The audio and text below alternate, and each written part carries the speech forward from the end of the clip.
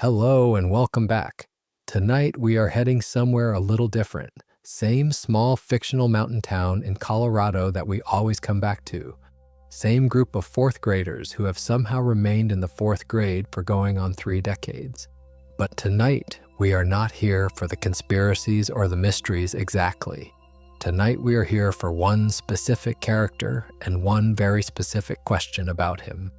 And a 19th century German philosopher who had a breakdown at age 44 and never fully recovered, and who may or may not have accidentally predicted the whole thing. But before any of that, get comfortable. Seriously, take a moment, grab a blanket if you haven't already, get the pillow sorted. If you got a drink nearby, take a sip. This is going to be a long one, and there is genuinely no hurry. If you drift off somewhere in the middle of all of this, that's completely fine.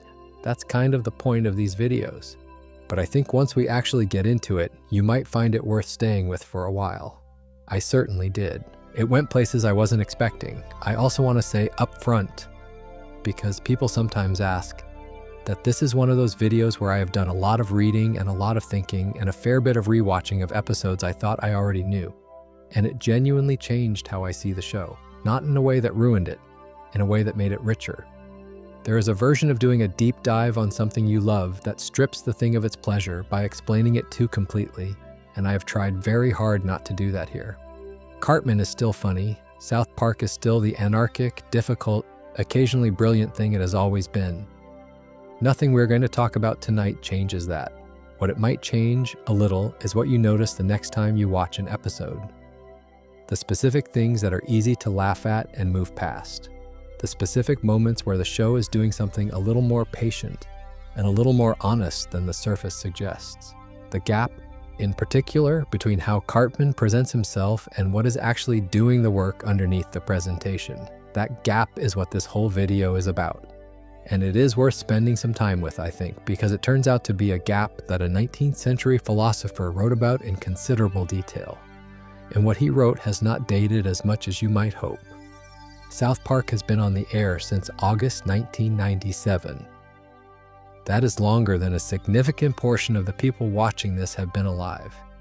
Genuinely, if you were born in 1998, this show has existed for your entire conscious life. It has run through 5 American presidencies, survived a number of cultural moments that were each, in their own way, predicted to finally make it obsolete, and watched a string of edgier, weirder, more formally ambitious animated shows come and go while it kept quietly doing its thing in the background. It has had the same 4 main characters, the same mountain setting, the same bus stop in the snow since the very beginning. And in all that time, across well over 300 episodes, the show has never once given its most famous character a real redemption arc. Eric Cartman is, in the late 2020s, more or less who he was in 1997. He is 9 years old. He lives in South Park, Colorado with his mother Leanne, who loves him in a way that is both completely genuine and almost certainly relevant to everything that has gone wrong with him. He wears a red jacket and a blue beanie. He has dark hair and round cheeks and a voice that sounds permanently on the edge of a complaint. He is overweight in a way the show has treated as a running joke and occasionally as something more interesting than that. He is extraordinarily intelligent in very specific, targeted ways. And he operates from somewhere deep in his psychology that the show has never fully mapped or explained, from the unwavering conviction that the rules that constrain other people simply do not constrain him. He has done things.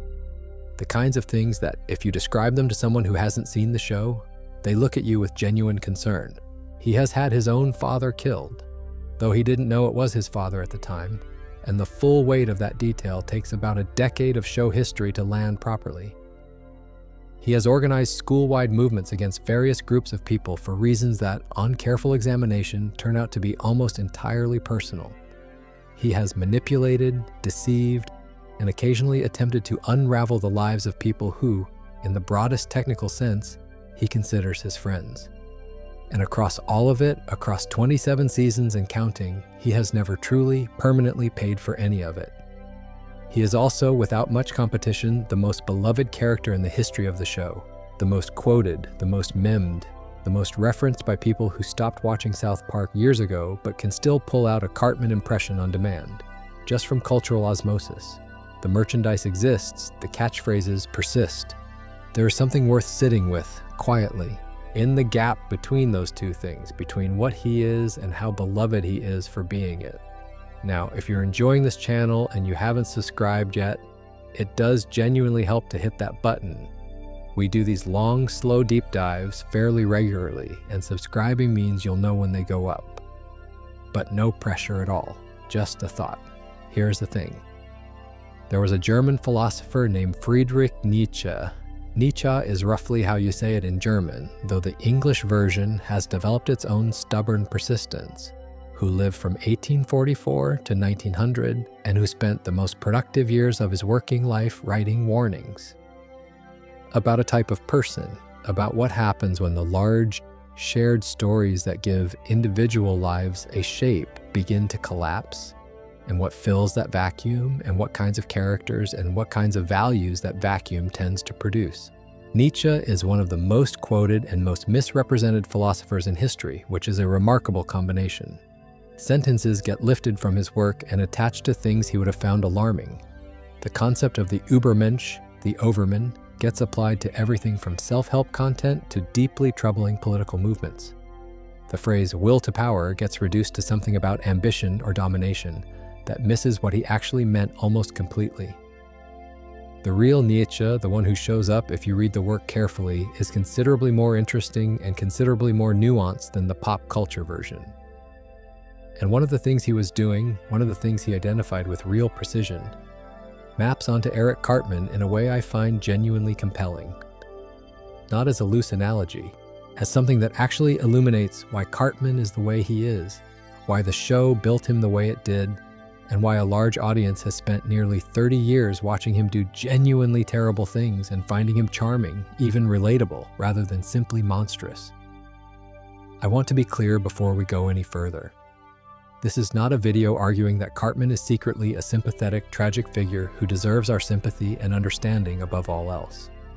He is partly that, and the parts where that is true are interesting and worth looking at carefully. But he is also genuinely, consistently, demonstrably awful in ways the show is quite honest about. Holding both things at once is more or less the whole exercise. What this is an attempt to trace something. A portrait that South Park has been building across 3 decades of television of a kind of person that Nietzsche spent years trying to get people to take seriously. A kind of person who looks from a certain angle like they've found a way around the usual human constraints, who seems to operate above the rules, who makes you laugh even when you know you probably shouldn't be laughing, and who, in Nietzsche's framework, is not dangerous because they're so obviously monstrous. They're dangerous because they're funny. So, room is dark, hopefully. Thoughts are starting to slow down, hopefully. We're going to take this slowly and go through all of it piece by piece. No hurry, no rush. Just one very complicated fictional 9-year-old and a 19th century philosopher who may have seen him coming. But first, one more small thing and then I'll stop stalling. South Park is a show that has over its run been accused of being many things, too edgy, too willing to skewer things that shouldn't be skewered, too nihilistic, too committed to the idea that nothing is sacred and everything is fair game for mockery. These critiques are not baseless. The show has genuinely gone places that made people uncomfortable and not always in ways that were entirely worth it. But there is something the critics who reduce it to shock value tend to miss, which is that the show has also, quietly, produced some of the more precise and honest character observation in the history of American animation. The Randy Marsh arc across the later seasons is, if you step back and look at it as a coherent portrait, a fairly devastating study in midlife male ego. The Kenny mythology, which we have explored in other videos and which is extraordinary if you haven't looked at it closely.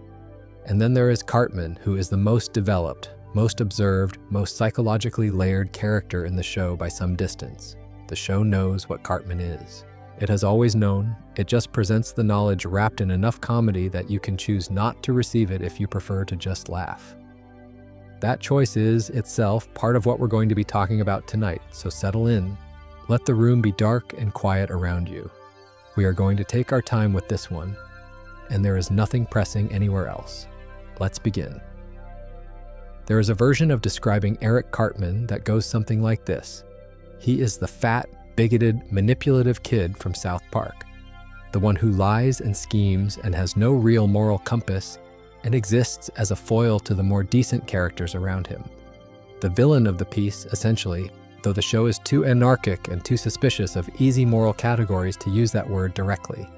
That version is not wrong, it's just incomplete in ways that matter. Cartman is genuinely manipulative, genuinely bigoted, genuinely willing to do things that most people, even fictional people, would not consider acceptable options. These are not exaggerations. The show has documented them carefully and specifically over a very long run. But what makes Cartman interesting, what makes him one of the most studied animated characters in television history, which is a real phenomenon, people do genuinely write academic papers about him, is not just the awfulness, it is the thing sitting underneath the awfulness that the awfulness is, in some sense, protecting. Let me try to describe him properly. Eric Theodore Cartman is 9 years old, has been 9 years old since 1997, and will presumably be 9 years old for as long as the show runs. He lives with his mother in a reasonably comfortable house in South Park, Colorado. He has no siblings. He has, for most of the show's run, no father, or rather, the absence of a father has been handled as a long-running mystery with a very dark resolution, which we will get to later. His mother is named Leanne. She is warm and affectionate and genuinely loves him, and she has spent his entire childhood essentially giving him whatever he wants. And the connection between those things is something the show has always known was there, even when it didn't state it directly. He is, by the show's own internal logic, exceptionally intelligent. Not in a general, vague way, but in a very specific operational way. He understands people. He understands what they want, what they fear, what stories they tell themselves about who they are, and he has an almost preternatural ability to find the gap between those self-stories and reality and work it like a lever. At 9 years old, which is, well, something. He is also capable of extraordinary patience when the goal is clear enough. The show has given him schemes that span multiple episodes, that require him to predict the behavior of multiple parties several moves in advance, that depend on a level of sustained planning that most adults struggle to maintain. His defeats, when they happen, are rarely because his plans were poor. They are usually because something external changed, or because his own emotions got the better of him at a critical moment. And here's the thing that tends to get lost in the straightforward, Cartman is the villain reading. He feels things. This is not a character with a broken emotional register. He cries real tears on a somewhat regular basis. His love for his mother is, within the show's logic, genuine. His enthusiasm for things he cares about, for Legos, for his stuffed animals in the early seasons, for a variety of schemes and obsessions over the show's run, reads as authentic rather than performed. There are moments scattered across the series where something that looks very much like conscience shows up briefly in his behavior, though it tends not to last. Trey Parker has talked about Cartman in interviews over the years as the character who can do anything, go anywhere, be used to comment on any aspect of human behavior because he is not constrained by the things that constrain the other characters. He doesn't have a functioning moral framework that limits what he will consider. He doesn't have the social embarrassment that stops most people from fully acting on their worst impulses. He operates as a kind of pure id, Parker has said, wrapped in a 9-year-old's body and given a neighborhood to work with. But here's what gets me about that description. Pure-eyed doesn't explain the planning. Pure-eyed doesn't explain the patience. Pure ID doesn't account for the moments where Cartman clearly, demonstrably holds back, where he has the opportunity to cause harm and doesn't, where he chooses, for reasons the show sometimes explores and sometimes leaves opaque, not to push all the way. Pure Ed is actually a fairly flat description of a character who is genuinely complex in ways that take some sitting with. What Cartman actually is, I think, and this is the thing that the Nietzsche lens helps to illuminate, is a person whose entire psychology has been organized around a wound. around something that happened or failed to happen early enough in his development that it has become the invisible architecture of everything he does. The scheming and the manipulation and the bigotry and the occasional bursts of genuine warmth are all, in some sense, products of the same source, different expressions of the same underlying structure. Identifying that structure is what this video is really about. And to get there, we have to start somewhere that might seem a bit indirect. We have to start with a 19th century German philosopher and what he was actually warning about, before the warnings got simplified and misapplied and put on t-shirts. Because the thing Nietzsche identified, the specific psychological type he spent years describing and worrying about, maps onto Eric Cartman with a precision that honestly I found a bit startling when I started laying them side by side. One more thing about Cartman before we move into the philosophy, because I think it is worth saying clearly. He is funny, genuinely, consistently funny in ways that go beyond simple shock value. He has timing. He has a specific comedic intelligence that involves understanding exactly how to phrase something for maximum effect, exactly how long to hold a situation before releasing it, exactly where the unexpected turn in a joke should land. Voice actors have described how Trey Parker can find a read for Cartman that changes the entire meaning of a line, and you can feel this watching the episodes. There is real craft in the performance, and it is inseparable from the character. This matters for the Nietzsche reading because Nietzsche was specifically worried about the charming version of the psychological type he was describing. The obvious monster is easy to resist. The funny, self-aware, occasionally endearing monster is something else. The funny monster makes you lower your defenses. It makes the audience complicit over and over in finding acceptable what shouldn't be found acceptable, in laughing at things where the ethical correct response is probably something more complicated. Cartman's comedy is not incidental to what he is. It is part of the structure of what he is. And the show knows this. It uses this with, I think, considerably more deliberateness than its critics tend to give it credit for. There is also the question of how Cartman's intelligence is shaped by context. He is not uniformly intelligent. In situations involving bureaucracy, social dynamics, and the manipulation of other people's perceptions, he operates at a level that is genuinely impressive. In situations requiring emotional self-awareness, in situations where his own feelings are the relevant variable, his intelligence seems to fail him almost entirely. He can read everyone in the room with precision. He cannot read himself.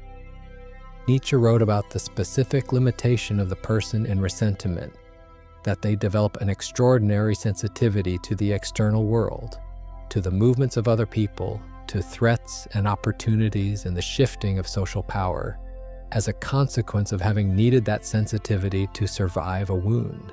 But the same wound that sharpens the outward perception tends to cloud the inward one. The person organized around not being hurt again becomes very good at monitoring the outside for danger, and very poor at monitoring the inside for the patterns that keep producing it. This is Cartman exactly, the most perceptive reader of other people in South Park, the least perceptive reader of himself.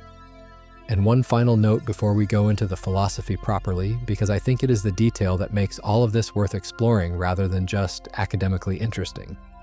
Cartman has been on television for nearly 30 years. The show could have made him simpler. It could have made him flatter, kept him as a reliable comedic device without the depth that has accumulated over the seasons. A lot of long-running animated shows do this with their difficult characters. They find the format that works and replicate it endlessly without going anywhere new. South Park has not done this with Cartman. They have been adding layers very quietly for a very long time. The father mystery, the Heidi arc, the Tst episode, the gradual accumulation of detail about his inner life in unguarded moments. These are all choices. They represent, over nearly 3 decades, a consistent decision to keep pushing on the question of who this person actually is, underneath the performance that everyone, including Cartman, has agreed to treat as his face. That sustained curiosity about the character is, I think, the thing that earns this whole analysis. A flat, simple, unreflective bad guy character doesn't reward this kind of attention. Cartman does. because the show has been building something real with him even when it was building it under cover of chaos and fart jokes and celebrity parodies and all the other things that made it easy to look away from the thing being built. The thing being built is a portrait, and the portrait is of something Nietzsche recognized and named and worried about and wrote warnings about that mostly went unheard. Here we are, nearly 140 years later, watching it animated in South Park, Colorado. Friedrich Nietzsche is one of those figures who is almost impossible to approach without first clearing away the versions of him that have accumulated over the decades. The Nazi version, which his sister Elizabeth was largely responsible for, based on selective reading and deliberate misrepresentation. The self-help version, where the will to power becomes about being your best self and crushing your competition at the gym. The edgy teenage version, where God is dead, is a victory cry rather than a diagnosis of catastrophe. All of these are, to greater and lesser degrees, almost entirely wrong. Here is what Nietzsche was actually doing. He was watching European culture in the 1880s grapple with something he considered genuinely serious: the slow erosion of religious certainty. The gradual process by which science and reason had been pulling the foundations out from under Christianity for decades, and what that left behind. He was not, despite the famous phrase celebrating the death of God, he was alarmed by it, because what God had been doing, functionally, for centuries, regardless of whether any of it was literally true, was providing a shared framework of meaning. A ceiling above the whole structure, a way of answering the question, why does any of this matter? That most people never had to consciously ask because the answer was simply present in the culture around them. Take away the ceiling, Nietzsche was saying, and you have two possible responses. One, you do the very difficult, very personal work of building your own meaning, of creating values from within yourself rather than inheriting them from an external authority. This is what he was pointing toward with the concept of the Übermensch, the overman, the person who has genuinely, authentically overcome the need for an external source of justification for their existence, who creates rather than inherits, who affirms life completely, including its suffering, rather than retreating from it. The other response is what he called passive nihilism. You see that the old certainties are gone, you feel the emptiness, and instead of building anything new, you numb yourself. You drift. You find ways to manage the time. You organize your life around comfort and the avoidance of discomfort, and you call this contentment. Nietzsche called the person who does this the last man, the one who has discovered happiness and blinks, just blinks. Now, there's a third response that Nietzsche identified, and this is the one that is actually most relevant to Cartman. He called it ressentiment. He borrowed the French word deliberately because the French version carried specific connotations he wanted. It means something quite precise. Ressentiment describes the psychology of a person who has experienced powerlessness, real or perceived, and who has converted that experience into a kind of inverted identity. Rather than overcoming the wound, this person organizes their entire sense of self around it. They define themselves through opposition, through grievance, through the need to invert the values of whoever wounded them and call that inversion strength. Here's the key detail. The person in ressentiment does not look powerless. They often look like the opposite. They can look commanding, dominant, utterly unconcerned with what anyone thinks of them. They can be charismatic. They can be funny. They can inspire following, attract loyalty, accumulate genuine victories. But if you look at the machinery underneath the performances, what you find is that everything is reactive. Everything is a response to having been hurt. The strength is not generated from within. It is borrowed from the existence of enemies, from the presence of opposition, from the need to never, ever be the one who is seen to have lost. Nietzsche was quite specific about what distinguishes genuine strength, the kind the Übermensch moves toward, from ressentiment. Genuine strength creates, it makes things, it says yes to life and builds from that yes. Ressentiment destroys, it negates, It says no to everything the wound made painful and calls the negation philosophy. There is also the concept of slave morality, which is related. Nietzsche described master morality as the values created by people who act from genuine strength, people who define themselves positively by what they are rather than negatively by what they oppose. Slave morality, by contrast, emerges from the experience of powerlessness, and it defines good and evil entirely in terms of the powerful. The powerful are evil. We who oppose them are good. The goodness is not self-generated. It is derivative. It depends on the continued existence of the enemy. And here is where Cartman starts to come into focus, because Cartman, on the surface, looks like the embodiment of master morality. He acts as though the usual rules don't apply to him. He creates his own standards. He doesn't appear to care what anyone thinks. He moves through the world with a confidence that, from a certain angle, could look like genuine self-possession. But here's the thing, watch what actually drives him. Watch what causes the schemes. Watch what the elaborate plans are actually in response to. Almost without exception, Cartman's most significant actions, the ones the show treats as defining character moments, are responses. They are reactions to having been humiliated, to having been laughed at, to having been made to feel small. The confidence is real, but it is not self-sustaining. It depends, constantly and consistently, on there being someone to defeat, someone to prove wrong, someone to never be seen laughing at him again. That is not master morality.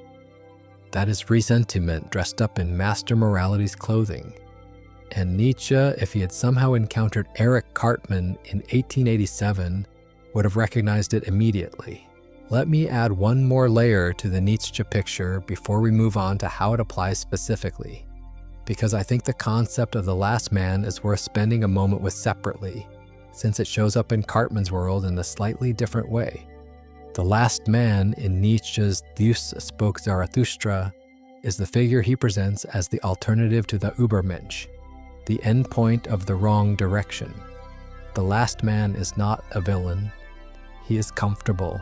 He has organized his life entirely around the removal of discomfort, around small pleasures, around belonging to a group that validates him and requires nothing too demanding of him. He has discovered happiness, Nietzsche writes, and he blinks. Just blinks. The small, satisfied, unthinking blink of a person who has found exactly what they were looking for and cannot conceive of why anyone would want more. The last man doesn't suffer from meaninglessness because he doesn't reach high enough to encounter it. Now, Cartman is not the last man.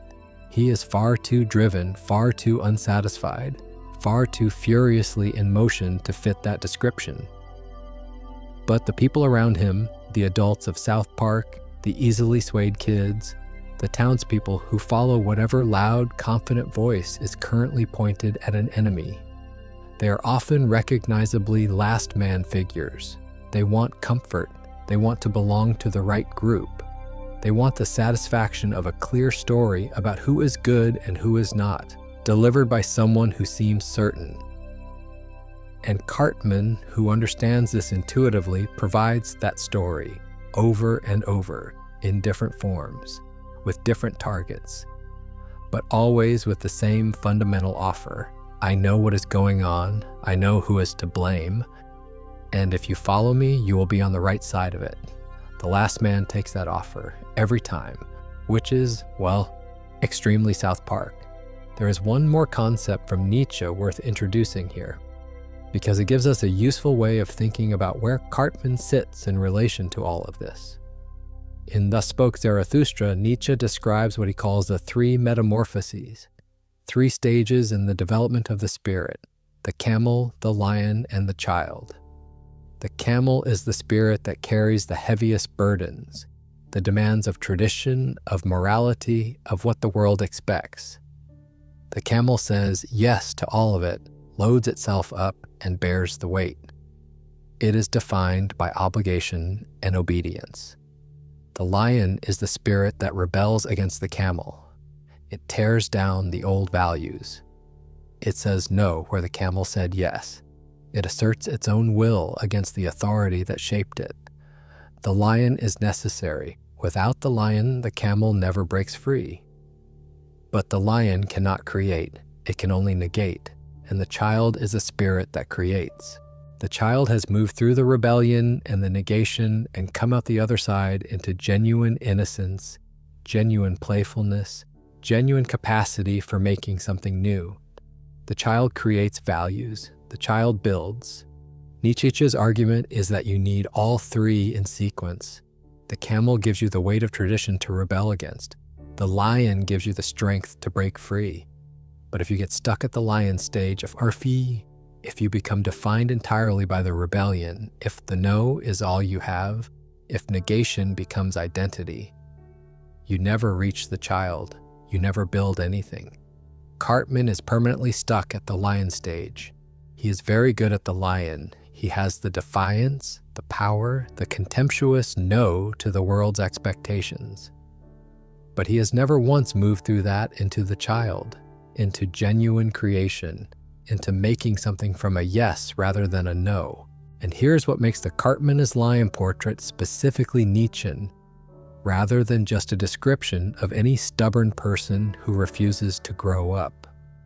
Nietzsche understood that the lion stage, extended indefinitely, produces a very specific kind of character, someone who has organized themselves entirely around refusal, around the performance of not being subject to anything, around the negation of whatever they are supposed to affirm, and who, in that organization, has made themselves as dependent on the thing they are refusing as the camel ever was. You need the cage to refuse the cage, and Cartman needs the world's expectations, Kyle's moralism, the social structures he delights in subverting, the rules he takes such visible pleasure in breaking. He needs all of it. He cannot function without something to be against. Take away the opposition, and the lion has nothing to do with its strength.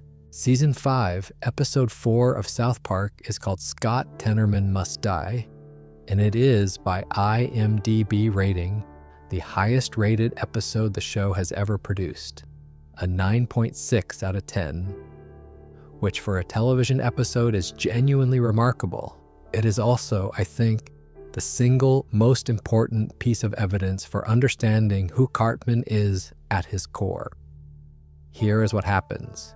Cartman, believing he has hit puberty first among the boys, excitedly announces that he has acquired his first pubic hairs. It transpires that he bought them from a 16-year-old named Scott Tenorman for $10. Stan and Kyle gently explain that you cannot buy pubic hair because the whole point is that your own body grows them, at which point Cartman realizes he has been made a fool of. He wants his $10 back. Scott refuses. What follows is a months-long escalation. Cartman's first several attempts to retrieve his money are all defeated by Scott, who is slightly older and slightly more streetwise and does not take Cartman particularly seriously. Each defeat costs Cartman more than the previous one. More money, more dignity, more time. Scott eventually humiliates Cartman in front of the whole town by releasing a video of Cartman pretending to be a pig in an earlier scheme attempt. He burns Cartman's money in front of him. He laughs, and Cartman quietly begins to build something.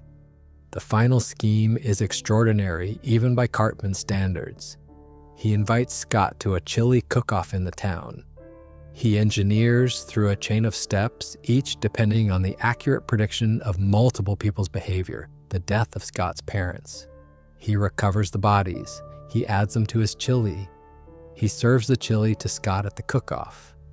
He arranges for Radiohead, Scott's favorite band, to show up at the exact moment Scott discovers what he has eaten. And then he jumps on a table and sings. The show frames this as a dark comedy. Cartman wins. The audience laughs nervously. Trey Parker has said in interviews that it was designed as a definitive character moment, the point at which it becomes clear that Cartman is not just a loud, unpleasant child, but something genuinely more serious. Here is what Nietzsche would have noticed about this. The scheme is not about the $10. It was never about the $10. The scheme is about the video of Cartman pretending to be a pig, about the crowd laughing, about Scott burning the money and watching Cartman scream in rage.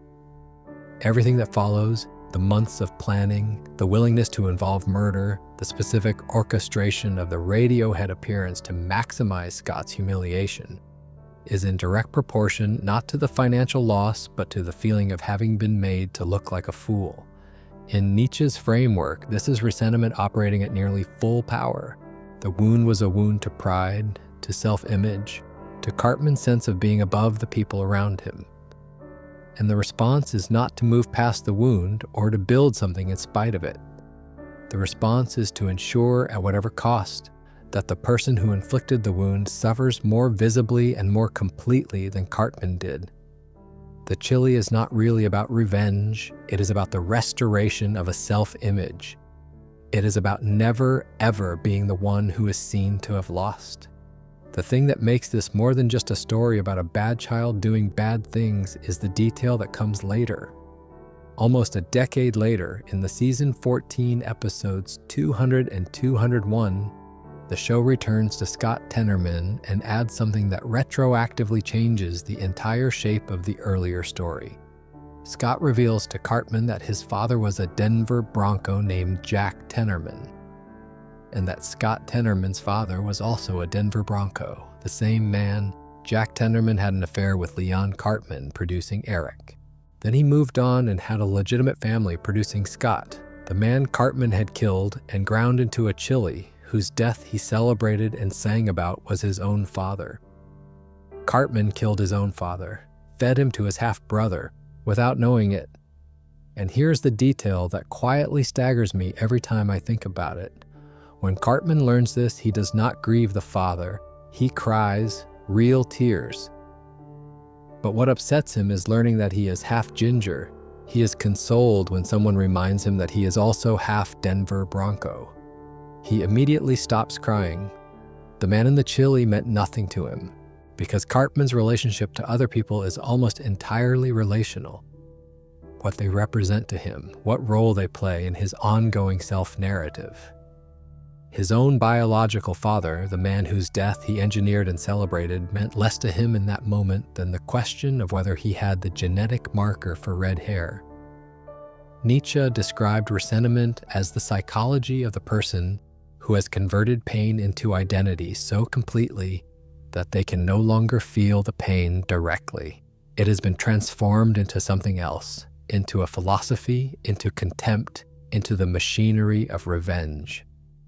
The pain is still there, doing its work, but it is no longer recognizable as pain. Scott Tenorman Must Die is Cartman's most honest episode, and the chili is the most honest image in it. What he is making is not revenge. What he is making is a monument to having been laughed at. Served warm with a dismembered father hidden inside to the person who started the laughter. There is a detail in Scott Tenorman Must Die that I want to stay with for a moment because I think it clarifies something about how the show uses Cartman that the broader reading misses.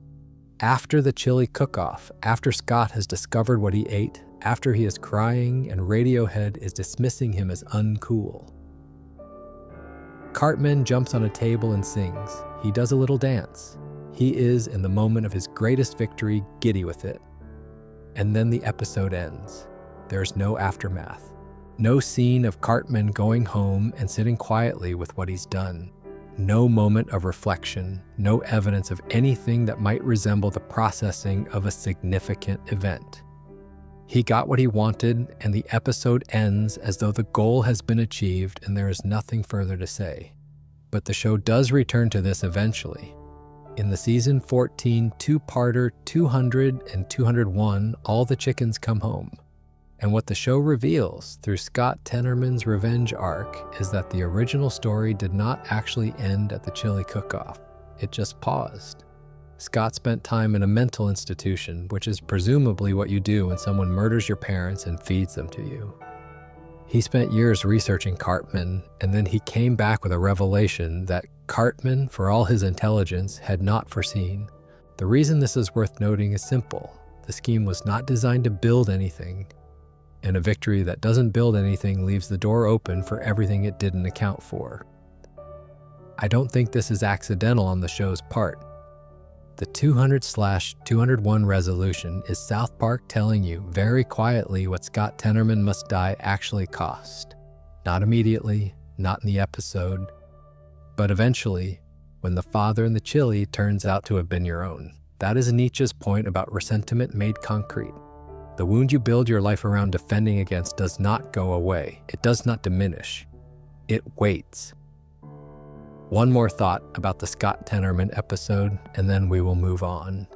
I want to note something about the audience's position in that episode specifically because it is relevant to what we are going to talk about later when we get to the bigger question of why Cartman is beloved rather than simply reviled.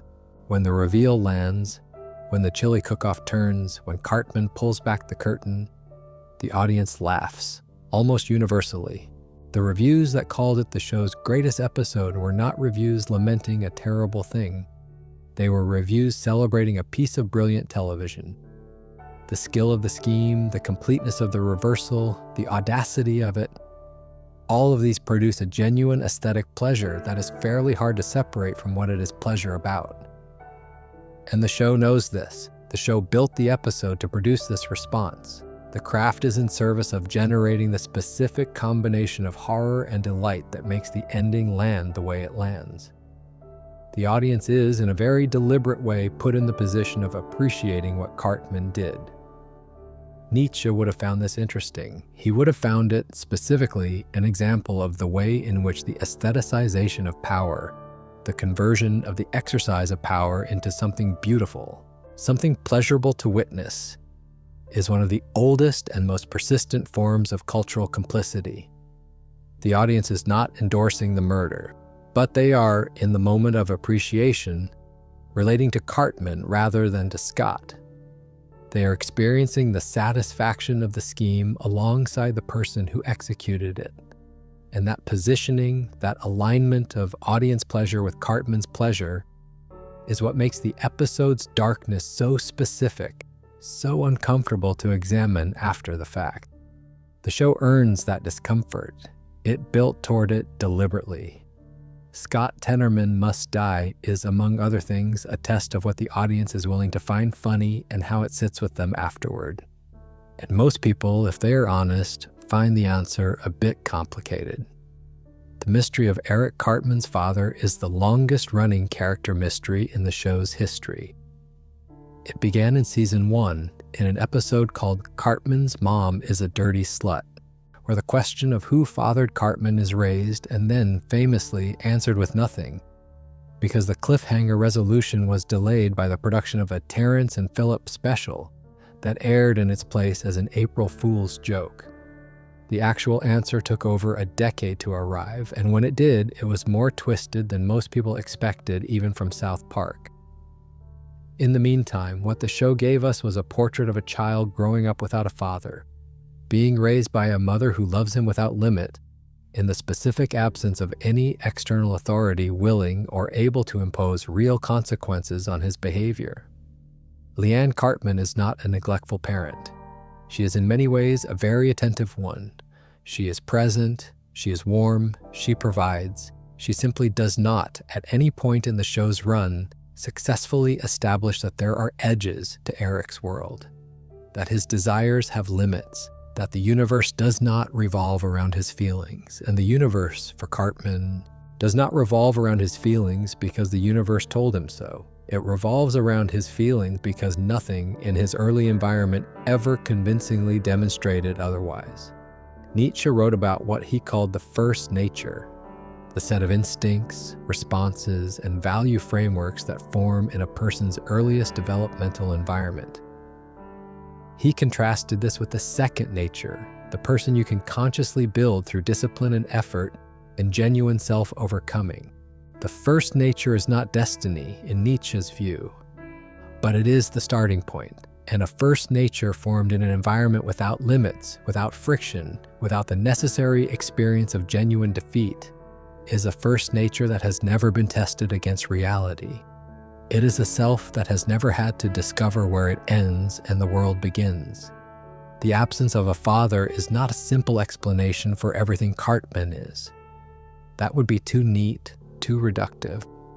But it is a structural condition, the specific absence of a male authority figure willing to hold the line, to say no and mean it, to offer Cartman the experience of a force that could not be manipulated or outlasted, is something the show treats as significant even when it doesn't state it as such. There is an episode in season 10 called Miss Teacher Bangs a Boy, where Cartman becomes a hall monitor and takes on the role of authority with gleeful seriousness. He dresses in a vest, adopts the phrase, "come on down," before deploying pepper spray, and enforces school rules with a commitment that is both absurd and revealing. Cartman in a position of authority, even a trivial one, becomes an entirely different creature. He is energized by it. He takes to it naturally. The same intelligence that he normally uses to circumvent rules here gets redirected toward enforcing them. And the thing that is striking is how good at it he is. What that episode shows quietly is what Cartman might have been with different early conditions. Given clear structure, given authority, he genuinely respected rather than learned to circumvent, given the experience of having his own intelligence disciplined and directed by something outside himself. It shows a shape of the person that might have formed if the first nature had been met with something other than unlimited yes. And then the Jack Tenorman reveal lands on top of all of this with the specific cruelty that South Park specializes in, because it means that the father who was absent wasn't absent because of tragedy, wasn't absent because of circumstances that couldn't be helped. He was absent because he left. He had an affair with Leon, produced a child, and moved on. And the child he produced, never knowing his father existed, grew up into the specific shape that the absence created, into someone for whom other people are instruments, into someone who has never experienced the particular kind of love that says, "I am here and I am not going anywhere, and there are things you cannot do." And then that child killed his own father and fed him to his half-brother in a chili cook-off. The fact that Cartman genuinely didn't know doesn't make this less tragic. It might make it more so. Because the revenge he took on Scott Tenorman was, in a sense, rooted in everything that Jack Tenorman represented, in the specific category of person who humiliates and walks away laughing. And in destroying that category without knowing it, Cartman destroyed the only biological connection he had to the thing he'd been compensating for his whole life. He killed the absence of his father and called it a victory. There is a thought experiment worth doing here, and it requires staying with the season 10 episode for a moment rather than moving past it. The episode Hell on Earth 2006 has a brief subplot involving Cartman trying to organize a perfect Halloween party, and the level of control he exercises over every detail, the guest list, the venue, the entertainment, the precise execution of each element, reads differently once you have the father context. A child who grew up without external structure often becomes, as an adult, or in Cartman's permanent near-adult childhood state, an obsessive architect of structure in his own domain. He cannot control the things that were not controlled in his early environment, his mother's parenting, the presence of a father, the fact of his abandonment, so he controls everything else with unusual intensity. This is, of course, speculation. The show never frames it this way explicitly, but the pattern is there across enough episodes that it reads as something the writers were aware of, even if they never foregrounded it. And then there is the question of what Cartman does when control fails. When the plans go wrong, when the scheme is defeated, when someone manages to outwit him, or the universe doesn't cooperate. Because for most people, the experience of genuine defeat, of having tried and failed at something that mattered, is unpleasant but survivable. It is part of life. It produces, at best, the kind of recalibration that allows for genuine growth.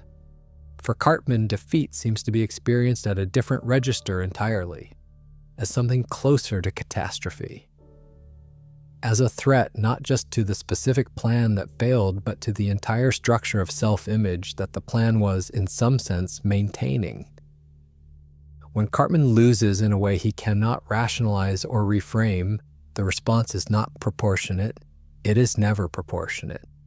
And the disproportionate response, which is almost always either complete withdrawal or an escalation far beyond what the situation technically requires, is the tell. It is the evidence that what is at stake is not just a goal, but the whole edifice of someone who needs very badly to not be the person who lost.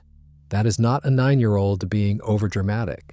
That is the psychological signature of a person whose sense of self has never been robust enough to withstand ordinary defeat, which is, in turn, what happens when the environment in which the self formed never required it to be.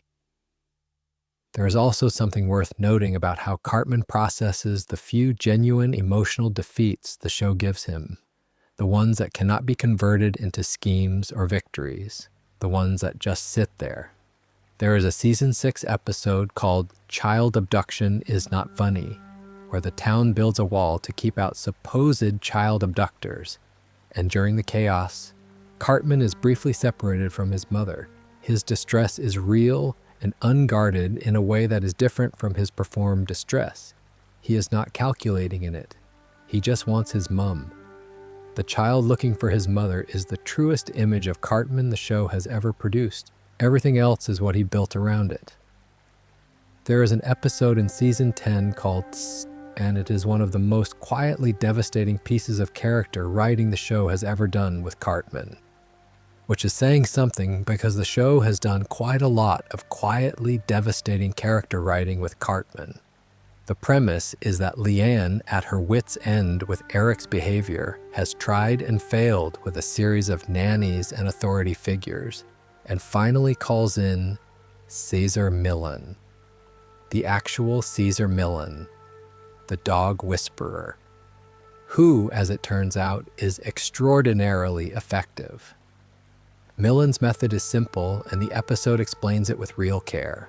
He does not react emotionally to Cartman's manipulations. He does not reward the performances of distress or the guilt trips or the elaborate justifications. He remains, as he would with a difficult dog, calm and assertive and utterly unmoved by the specific levers that Cartman has learned to pull. He establishes, through consistent non-reaction, that the manipulations do not work. And Cartman, who is fundamentally a very smart person responding to his environment, adjusts. He begins to change. He becomes almost sweet, a little shy, tentative in a way we have essentially never seen before.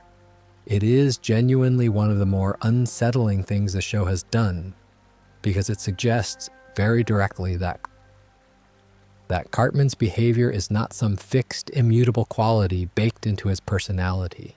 It is responsive, it is adaptive. He learned to be what he is because what he is was the most effective strategy available in the environment he was raised in, and given a different environment, the adaptation shifts. But then Leanne caves. It is one moment. One evening, she watches a Cartman looking small and alone and a little lost, without the armor of his usual behavior, and she cannot bear it. She pulls him into a hug. She tells him she loves him. And Cartman, in her arms, immediately begins rebuilding the structure. You can watch it happen on his face. You can see the recalibration. You can see him registering that the rules have once again shifted back. By the next morning, he is fully himself again. The show is not blaming Leanne. This is important. She is not written as a villain or an idiot. She is written as a mother who genuinely loves her child and who, in the specific moment that Caesar Millan's work was about to take root, found the situation more painful than she could sustain. The love is real. The impulse is completely human. The problem is not that she loves him. The problem is that she has confused love with the endless removal of discomfort. Nietzsche wrote a great deal about what genuine strength requires. He was quite specific that one of the things it requires is the capacity to endure difficulty. Not for its own sake, not because suffering is valuable in itself, but because the things worth having cannot be obtained without it. The parent who removes all friction from a child's experience is not preparing that child for anything. They are, in Nietzsche's terms, producing a person whose will has never been organized by encounter with genuine resistance. The Cesar Millan episode is the show demonstrating, with unusual directness, exactly how Cartman became what he is. Not through evil, not through neglect, but through love expressed in the particular form that happened to produce the specific dysfunction.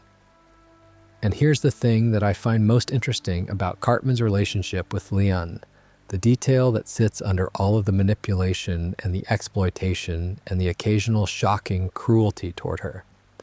He genuinely loves her, not as a performance, not as a strategy. There are moments across the show's run, small moments, easily missed, where Cartman's affection for his mother is the most unguarded thing we ever see from him.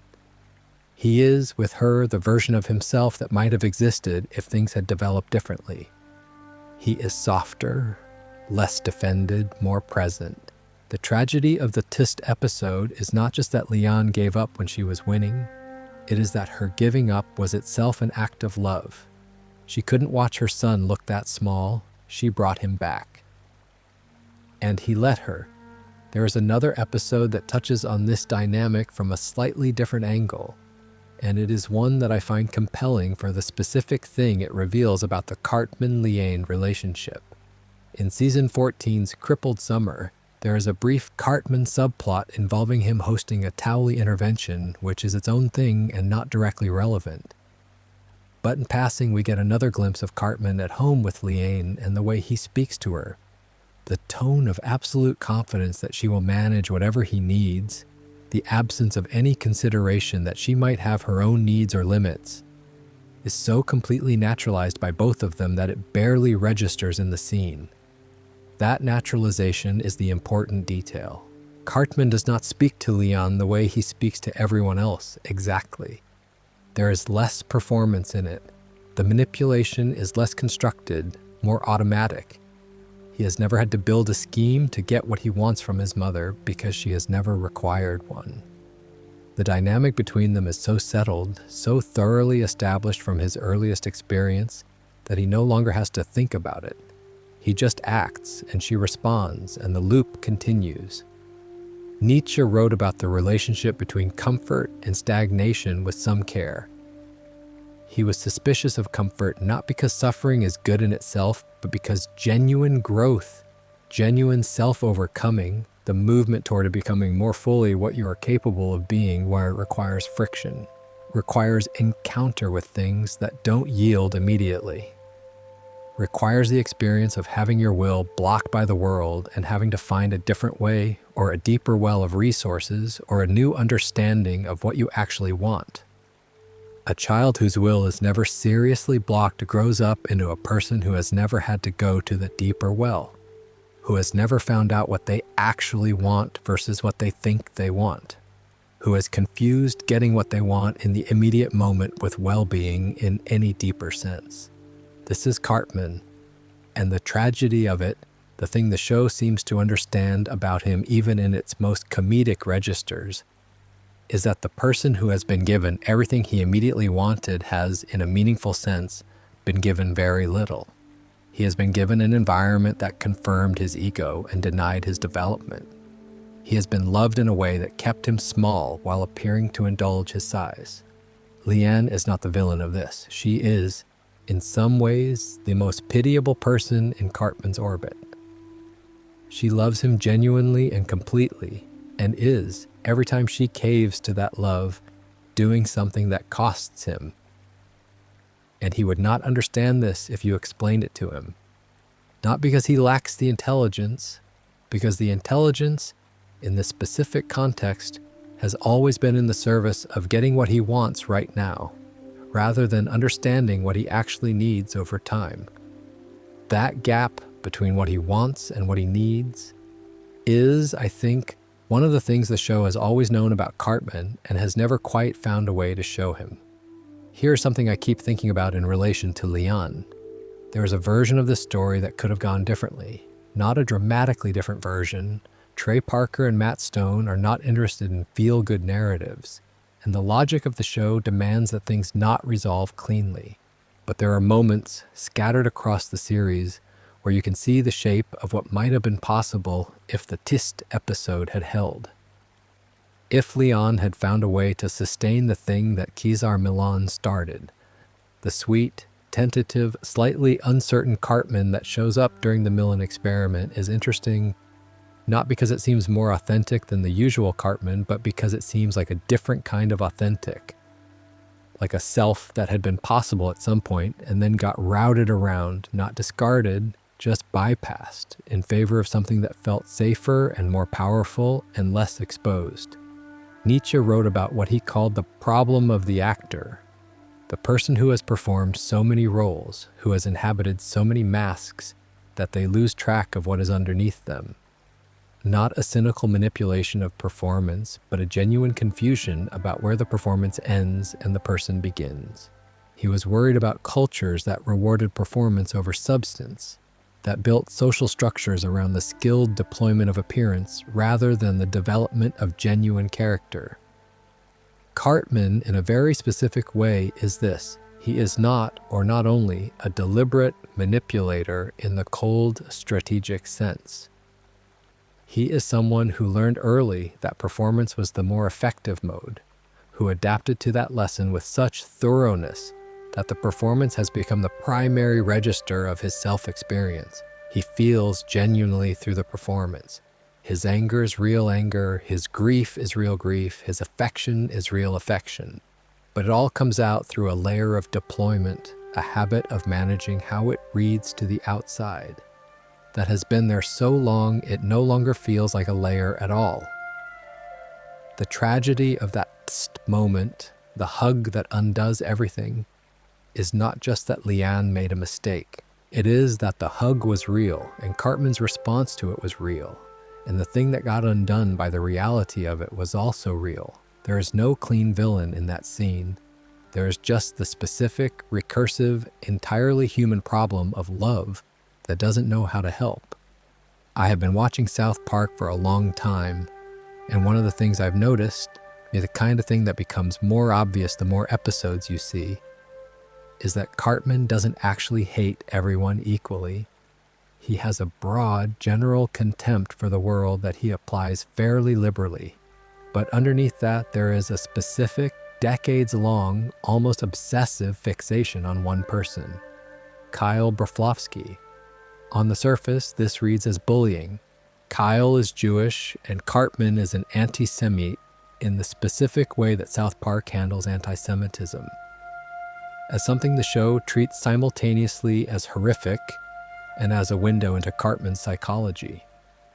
But the relationship is considerably more complicated than a bully and his target, and the more carefully you watch it, the stranger it gets. Here's the thing about Kyle. Kyle is the one character in South Park who consistently, reliably refuses to accept Cartman's distortions. Who calls him out? Who pushes back? Who keeps pointing at the gap between what Cartman performs and what Cartman actually is? Everyone else in Cartman's life, at various points, either enables him, avoids him, or gives up. Kyle never quite gives up, and Cartman, for his part, never quite lets Kyle go. This is not coincidence. This is not just the show recycling a comic pairing. This is something the show has built deliberately over decades, even if it never states it outright. In season 13, there is an episode called Fish Sticks that is, I think, one of the more quietly devastating things the show has done with Cartman. The premise is that Jimmy Valmer comes up with a genuinely funny joke, the fish sticks joke, if you know it, you know it. And Cartman happens to be in the room when Jimmy writes it. Cartman did not contribute meaningfully to the joke. He was there. He suggested one thing that Jimmy didn't use. He went to sleep while Jimmy wrote the rest. The joke goes viral. Everyone in South Park is telling it. And over the course of the episode, Cartman, without lying, without a conscious scheme, without any of the deliberate manipulation that usually characterizes his behavior, begins to genuinely believe that he wrote it. His memory rewrites itself. He reconstructs the past to place himself at the center of the creation. By the end of the episode, he is not pretending to remember writing the joke. He actually remembers writing the joke. The distortion is total and sincere. Kyle is the one person who will not let this stand. Kyle was there. Kyle knows what happened. Kyle keeps saying, plainly and consistently, that Jimmy wrote it and Cartman didn't. And Cartman's response to Kyle's refusal to accept the revised history is to escalate, to insist more loudly, to eventually frame the conflict as Kyle persecuting him out of jealousy. This pattern, Cartman's reality distortion, Kyle's refusal to accept it, Cartman's interpretation of the refusal as an act of aggression, repeats across the show's run in various forms. And what it reveals, if you look at it as a structural feature of who Cartman is rather than just a recurring comedy bit, is something quite specific. Cartman needs Kyle's opposition the way a compass needs north. Think about what Nietzsche wrote about the death of God. The problem with the loss of a divine authority is not just that the answers go away, it is that the structure goes away. The ceiling that gave everything below it its shape. The external reference point against which you could orient yourself. Without it, you have to build your own orientation, and that is much harder and much less certain. Kyle is Cartman's external moral authority. Not because Cartman agrees with him, he demonstrably doesn't on most things, but because Kyle's consistent opposition gives Cartman something to push against, something to define himself against. Without Kyle's no there to respond to, Cartman's yes has less shape. The schemes lose some of their edge. The victories mean slightly less without the specific person whose disapproval makes them feel real. There is a stretch of episodes in season 20 and 21, the Heidi Turner arc, where Cartman is in a relationship and is, by the show's standards, something approaching functional. He is trying in his own compromised way. He has redirected a significant portion of the energy that usually goes into schemes and fixations into this relationship. And during this period, his obsession with Kyle recedes noticeably. It returns completely when the relationship collapses, which the show seems to understand as something other than coincidence. I don't know if Trey Parker and Matt Stone have ever described the Cartman-Kyle dynamic in these terms. But what the show has built across decades of episodes is a portrait of a character whose sense of self is, at its most fundamental level, relational and reactive. Not in the way all selves are somewhat relational and reactive, in the specific way that Nietzsche identified as characteristic of ressentiment. The self that can only know itself through the existence of something to oppose. Kyle is the thing Cartman opposes, and the thing Cartman cannot leave alone. That is not hatred, or rather, it is not only hatred. I want to pull out one more specific episode here before we move on, because it captures the Cartman-Kyle dynamic at its most concentrated. In Season 8, Episode 9, called Something Walmart This Way Comes, the boys try to destroy Walmart, a fictionalized version of Walmart, to save the town's small businesses. It is primarily a Kyle episode in terms of moral weight, Kyle being the one who most consistently believes that doing the right thing matters even when it is inconvenient. Cartman's position throughout the episode is what interests me. He advocates for keeping Walmart open. He argues with some genuine logic that the cheap prices benefit people who don't have a lot of money, and that the small businesses that are struggling partly because they were overcharging. He is, on a surface level, making a reasonable economic argument. But you can see underneath the argument the real motive. Kyle wants Walmart destroyed, so Cartman wants it kept. The position is derivative. It is organized around being opposite to Kyle's position rather than genuinely independent of it. This happens constantly in the show. When Kyle is for something, Cartman's default position is against it. When Kyle is against something, Cartman's default is to find the argument for it. The positions are rarely genuinely considered from first principles. They are generated in reaction. This is what Nietzsche meant by the self that can only define itself through opposition. The compass that requires north in order to know where it is pointing. Without Kyle's consistent moral opposition, Cartman's positions lose their reference point. The schemes lose some of their specific flavor. The victories mean slightly less, and I think the show has always known this, even when it plays it purely for comedy. There is a reason Kyle and Cartman are the pairing that drives the show's most interesting episodes rather than any other combination. There is a reason their dynamic has sustained itself across decades without feeling stale. It is because the show, at some level, is using their relationship to explore something genuine about the structure of identity, about how certain people need a specific other person to push against in order to know who they are. Kyle needs Cartman slightly less than Cartman needs Kyle, which is also, I think, something the show has always known. There is one more specific episode worth drawing out here because it captures something about the dynamic that the Walmart example gestures at but doesn't fully reach. In Season 4, Episode 14, Pip, which is ostensibly an adaptation of Great Expectations, there is a brief framing device where Cartman introduces the episode and then dismisses it as unimportant, telling the audience that the episode doesn't have anything to do with him. He is not in it. It is, for him, therefore, not worth much attention. This is played as a joke, and it is funny. But underneath the joke is a structural truth about how Cartman understands the world. Events that do not involve him are not quite fully real from his perspective. Other people's stories, other people's significance, other people's inner lives. These exist for Cartman primarily as they relate to his own. He is not indifferent to others the way a sociopath is indifferent, with a complete absence of engagement. He is, in a specific way, intensely engaged with other people, but as mirrors, as props, as opponents, as audiences. Never quite as fellow subjects of experience with their own valid inner worlds that exist independently of his. Kyle is the exception, and this is the most interesting thing about the dynamic. Kyle, more than anyone else in the show, registers for Cartman as genuinely other, as someone whose perspective matters in a way that is not entirely about what Cartman can use it for.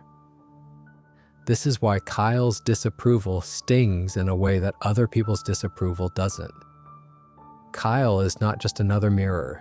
Kyle is the one person who refuses to reflect Cartman's self-image back at him accurately, and who keeps doing this regardless of the cost. And something in Cartman, buried under all the contempt and the anti-Semitism and the scheming, seems to need that. It is not friendship exactly. It is not the relationship either of them would choose if they were building from scratch. But it is, in Nietzsche's terms, the most genuine relationship Cartman has, because it is the only one that requires him to encounter genuine resistance rather than either capitulation or straightforward enmity. And genuine resistance, something that cannot be defeated, that will not be manipulated into agreement, that keeps returning with the same clear-eyed assessment, is the closest thing Cartman has to the external authority that might, in different circumstances, have helped him become something other than what he is. Kyle is not Cartman's god exactly, but he might be the closest thing to one that Cartman's world contains. There is a final layer to this worth adding. In the later seasons, when the show introduced Heidi Turner as a significant character and then moved her into Cartman's orbit, it did something interesting with the Kyle-Cartman-Heidi triangle. Kyle becomes concerned about Heidi specifically because he recognizes the dynamic she is entering. He has been in it for years, from the outside. He knows what proximity to Cartman costs, and he tries, in his limited and not always graceful way, to give Heidi information she could use to protect herself. What is interesting is how this reads on Cartman's end. He interprets Kyle's concern for Heidi as competition, as Kyle trying to take something from him, as the same old pattern of Kyle opposing whatever Cartman values. He cannot interpret it as genuine care for another person because his model of human motivation doesn't cleanly accommodate that possibility. Everyone in Cartman's world is either a resource, an obstacle, or an ally. Kyle's concern for Heidi must therefore be strategic. This is the limitation of a psychology organized entirely around self-interest. It can only read other people in its own terms. It cannot easily conceive of motivation that is genuinely other-directed, because other-directed motivation is not part of the vocabulary it has built for interpreting the world. Kyle's concern is not strategic. It is just care. Simple, genuine, not always well expressed, but real. And it is invisible to Cartman as what it actually is. That blindness costs Heidi. And it is not a dramatic blindness, not an obvious failure. It is just the ordinary, quiet, persistent limitation of a person who has spent so long defending against a wound that they can no longer fully receive what is freely offered. Season 9, Episode 11 is called Ginger Kids, and it is the episode where Cartman delivers a speech about red-haired, light-skinned people, gingers in the show's terminology, that is very deliberately modeled on the structure and rhetoric of historical hate speech. He presents it as a student presentation in class. His classmates are visibly uncomfortable. His teacher seems unsure whether to stop it. And then, by the end of the day, the kids at school are actively ostracizing the ginger students. Then Stan and Kyle dye Cartman's hair red and bleach his skin while he's sleeping. He wakes up ginger, and the transformation is immediate, complete, and utterly sincere. He becomes a ginger rights activist. He organizes, he rallies, he delivers a second speech, this time at a ginger pride event, this time to a crowd of ginger children he has assembled, arguing with evident feeling that no child should be hated for how they were born, that ginger people are beautiful and deserving of love. It is, for approximately 4 minutes of television, genuinely moving. Cartman standing at a microphone, telling a group of marginalized kids that they matter, with what reads as authentic conviction. Then Stan and Kyle come forward and tell him it was a prank. He is not actually ginger. He processes this. And then, and this is the part I find most interesting, he makes a decision. He finishes the speech anyway. He tells the crowd that even though he was temporarily ginger, what he said was still true. He advocates for ginger rights from outside ginger identity. Now, is this genuine moral growth? Is it just Cartman completing a scheme because backing out would cost him face? The show does not resolve it. It moves on. And the ambiguity is, I think, precisely the point. Because Cartman's emotions throughout the show exist in a genuinely complicated space. There are moments where what he feels is clearly real and clearly not strategic. The way he talks to his stuffed animals when he thinks no one is watching in the early seasons. The specific quality of the tears he produces when he believes he has been genuinely abandoned. Not the performed tears he uses for manipulation, which the show treats as a different thing, but the real ones. The tenderness noted earlier that he has toward Leon. These are not the behaviors of a character with a purely broken emotional register. What Cartman has in Nietzsche's framework is something closer to what Nietzsche called great suffering. The specific kind of depth that comes from having genuinely felt things, genuinely lost things, genuinely been hurt. Not everyone who is hurt develops depth from it. Nietzsche was clear about this. The suffering has to be engaged with, survived, integrated, rather than converted entirely into the machinery of revenge. Cartman has mostly converted his into machinery, but the original depth is still there, somewhere underneath. The Heidi Turner arc in seasons 20 and 21 is the most sustained look the show has taken at what Cartman's emotional life looks like in an intimate relationship. He and Heidi begin dating in the aftermath of a very strange plot involving the 2016 election and a girl's exodus from social media. And for a while, the relationship seems genuine. Cartman is softer. He is attentive. He is, in moments, recognizably fond of her.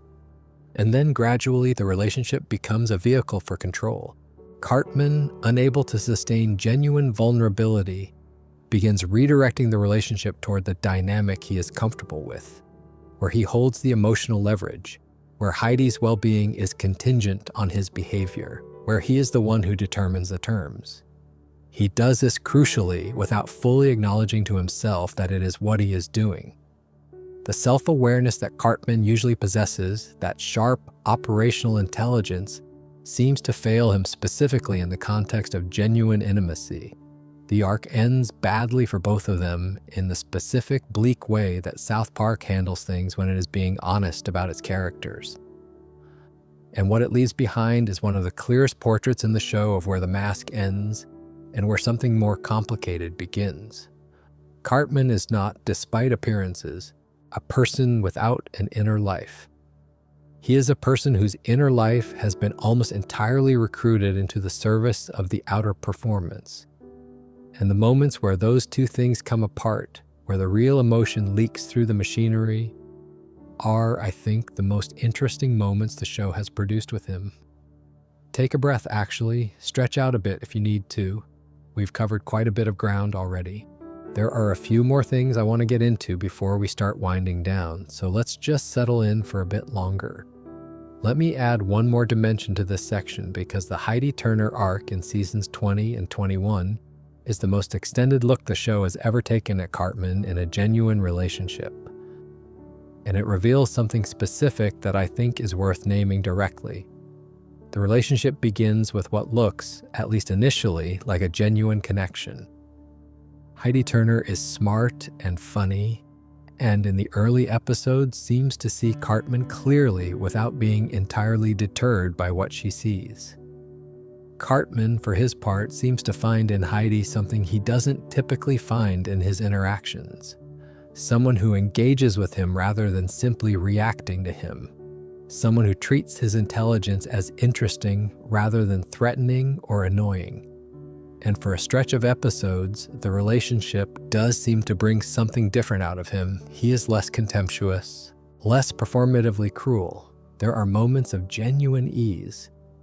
Then the control begins. It does not announce itself. That is what the show handles well in this arc. There is no moment where Cartman decides to start controlling Heidi.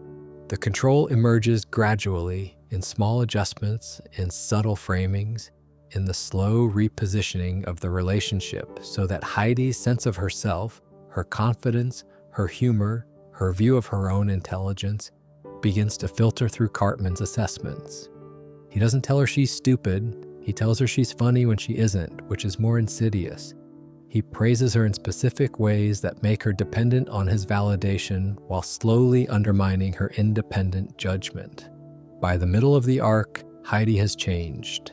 Not dramatically, not in ways that are easy to point to in isolation, but something has shifted in her. And Kyle, watching from the outside, sees it happening before Heidi does.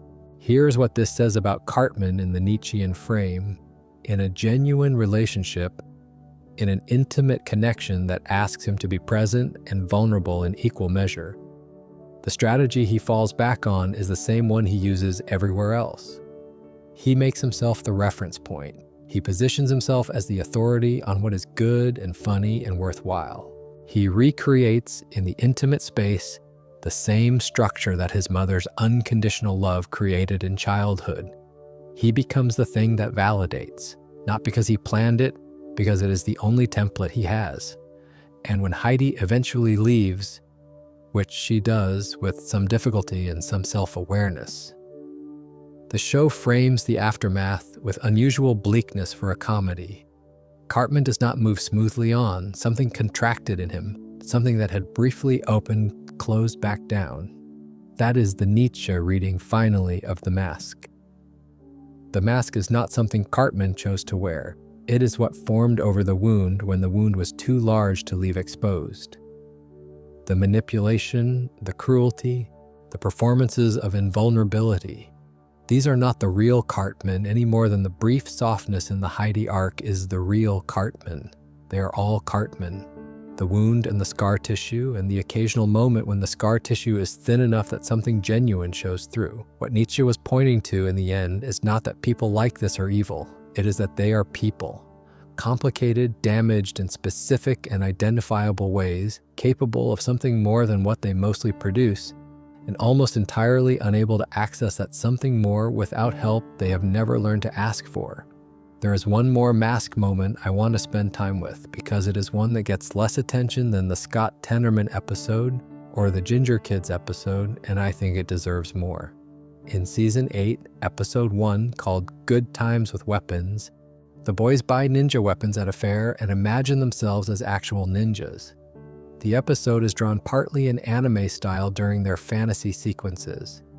And in the fantasy, the boys are heroic and capable and genuinely cool in ways that fourth graders in South Park are not usually permitted to be. Cartman's ninja fantasy self is, notably, the same as his regular self. Aggressive, domineering, with an inflated sense of his own importance and a contemptuous attitude toward his supposed allies. His fantasy version of power looks exactly like his everyday version. But at the end of the episode, when the boys accidentally injure Butters and need to figure out how to hide it, Cartman's solution is to dress Butters up as a dog in an animal costume, so that the adults think Butters is a pet that got hurt rather than a boy. And when they eventually have to come clean, Cartman does something the show doesn't draw attention to. He is the one who speaks up. He takes responsibility in his own way for what happened. Not cleanly, not without deflection, not in any way you would describe as a model of honest accountability. But he does it. The show doesn't reward this. There is no music. No one says, "Nice job, Cartman." The episode moves on. But the moment is there, and it is real, and it is the same character who made Scott Tenorman eat his parents.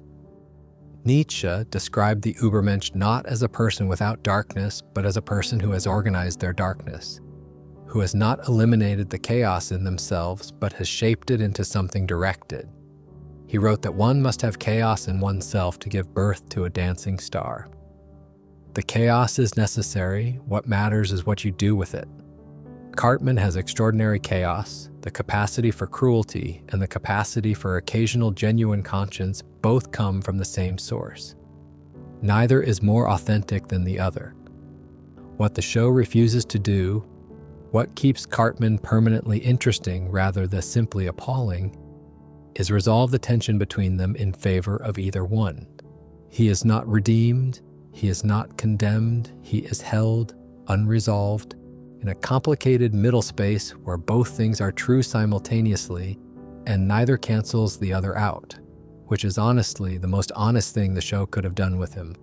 Leopold Stotch, Butters as everyone calls him, is one of the most reliably kind characters in South Park. He is sweet-natured and naive and persistent in his optimism in a way that the show sometimes treats as charming and sometimes treats as a kind of willful blindness. He gets grounded constantly for things that are not his fault by parents who communicate exclusively through punishment. He is, as characters go, genuinely gentle. He is also Cartman's most enduring victim. The list of things Cartman has done to Butters across the show's run is substantial. In Season 8's Awesome-O, Cartman disguises himself as a robot, a cardboard box with antennae, essentially, and convinces Butters that he is a real robot named Awesome-O, who has no memory of being Eric Cartman. He spends days in this disguise, sleeping over at Butters' house, sitting through Butters' genuine emotional openness, accumulating the personal secrets and embarrassing stories that Butters shares with what he believes is a non-judgmental machine. All in order to get embarrassing material on Butters that he can use later. Butters eventually finds out. He always eventually finds out, and he always eventually comes back. In Season 7's Casa Bonita, which is, according to many people, the episode that most purely captures something essential about Cartman, Butters is tricked into believing that a meteor is heading toward Earth and that he needs to hide in a refrigerator box for his own safety. He stays there for over a week. He survives on insects and garbage. He is, during this period, listed as missing. His parents are in genuine distress.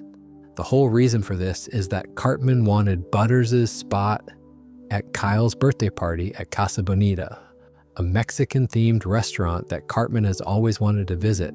He wanted to go to a restaurant, so he hid his friend in a box for a week. What is striking about Butters in these episodes is not just that he is victimized, it is the specific quality of his return. He is upset, yes, he is hurt. He often articulates quite clearly exactly what Cartman did and why it was wrong. But there is something in him that cannot or will not fully close the door. He keeps, with a mixture of forgiveness and something that looks like genuine affection, remaining in Cartman's orbit. Nietzsche described herd morality partly in terms of this pull toward belonging. The herd, in his framework, does not form because its members are stupid or because they lack the capacity for individual judgment. It forms because belonging is warm and exclusion is cold, and because for most people, even people who know better, the cost of maintaining genuine independence from a social group is higher than it looks from the outside. Butters is not stupid. He is, on occasion, surprisingly perceptive. But he is fundamentally a person for whom connection and belonging are deep needs. And Cartman, despite being Cartman, offers a kind of inclusion. Being in Cartman's circle, even as the person who gets the worst of it, is still being in a circle. The alternative is standing outside it, which for someone like Butters is worse. And the broader South Park adult population does a version of this constantly. Episode after episode, the adults of the town follow whoever speaks with the most confidence, whoever has the clearest story about who the enemy is, whoever performs certainty in a way that makes the uncertainty of daily life feel temporarily manageable. Cartman understands this intuitively. He has always understood it. At 9 years old, he can read a crowd the way a skilled politician reads a room. In the EC Soapbox episode in season 13, Cartman sets up what amounts to a media operation from his bedroom. He broadcasts school announcements. He uses them to attack a classmate named Wendy. He writes a 500-page book about her. He develops a sophisticated visual presentation using a chalkboard to suggest that her agenda acronyms to something alarming.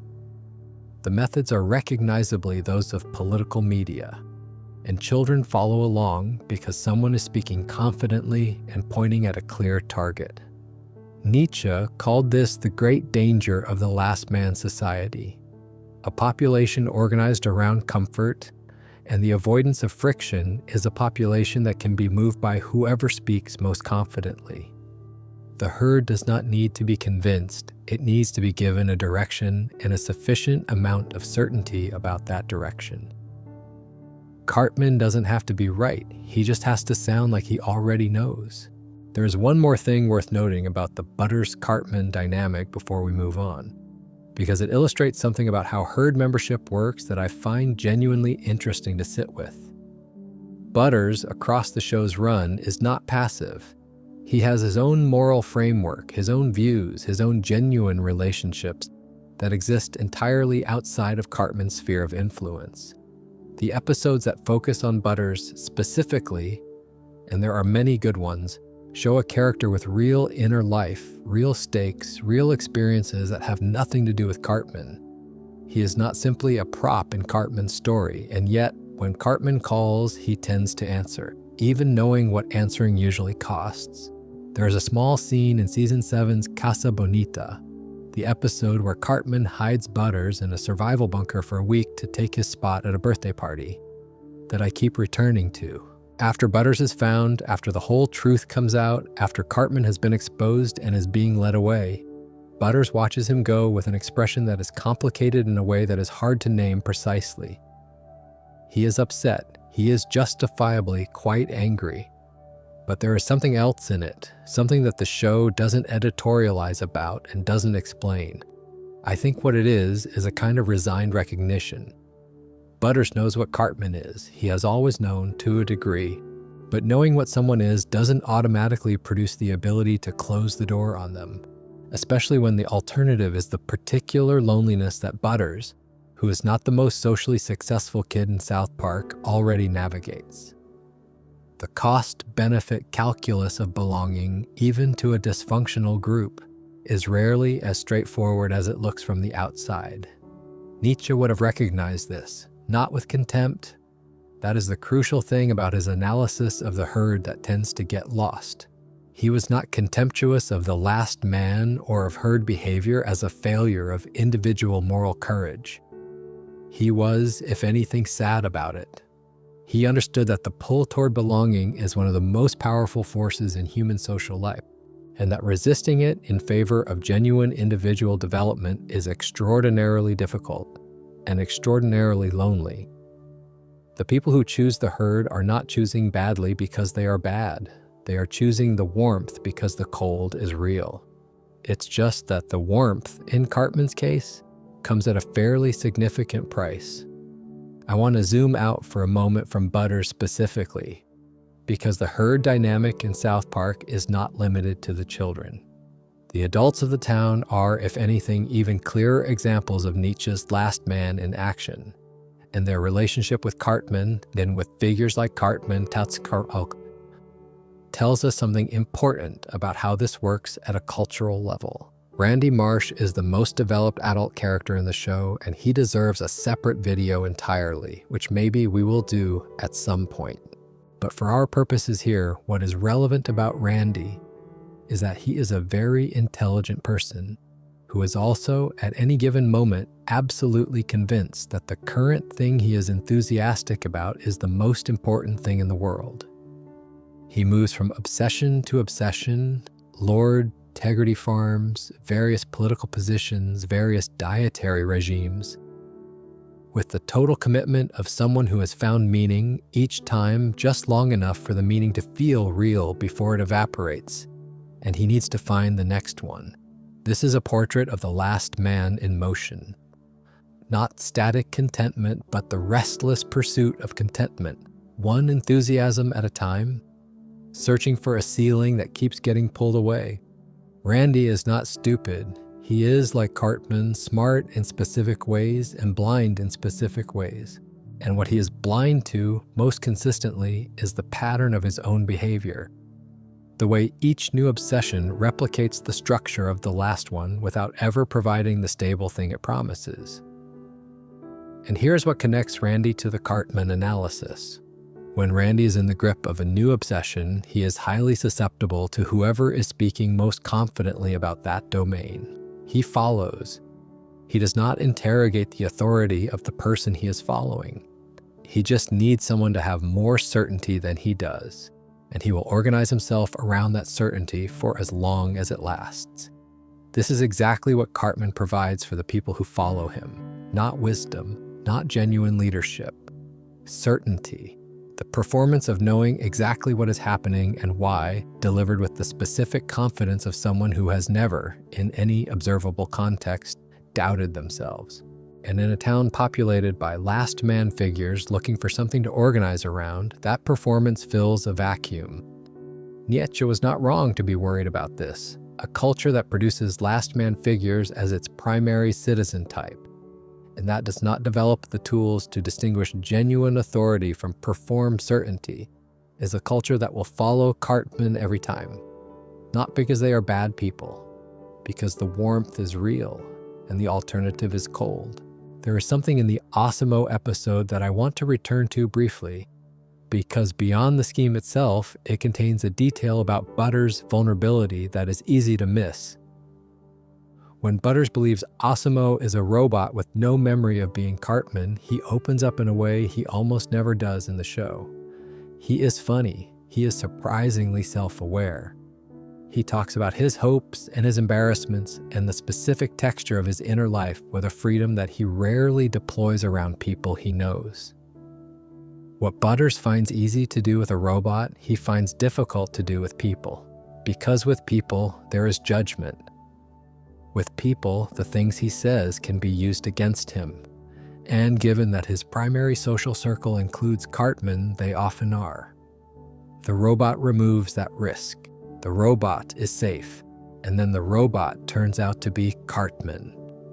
I don't know if the show intended this reading, but it has always struck me as one of the more quietly devastating details in the whole Butters-Cartman dynamic.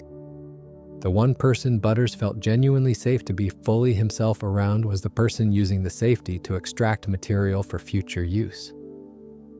The intimacy was real on Butter's side. The protection it felt like it was offering was entirely false. This is the specific kind of harm that a person of Cartman's psychological type does to the people who trust them. Not spectacular harm, not the chili cook-off variety, quiet harm.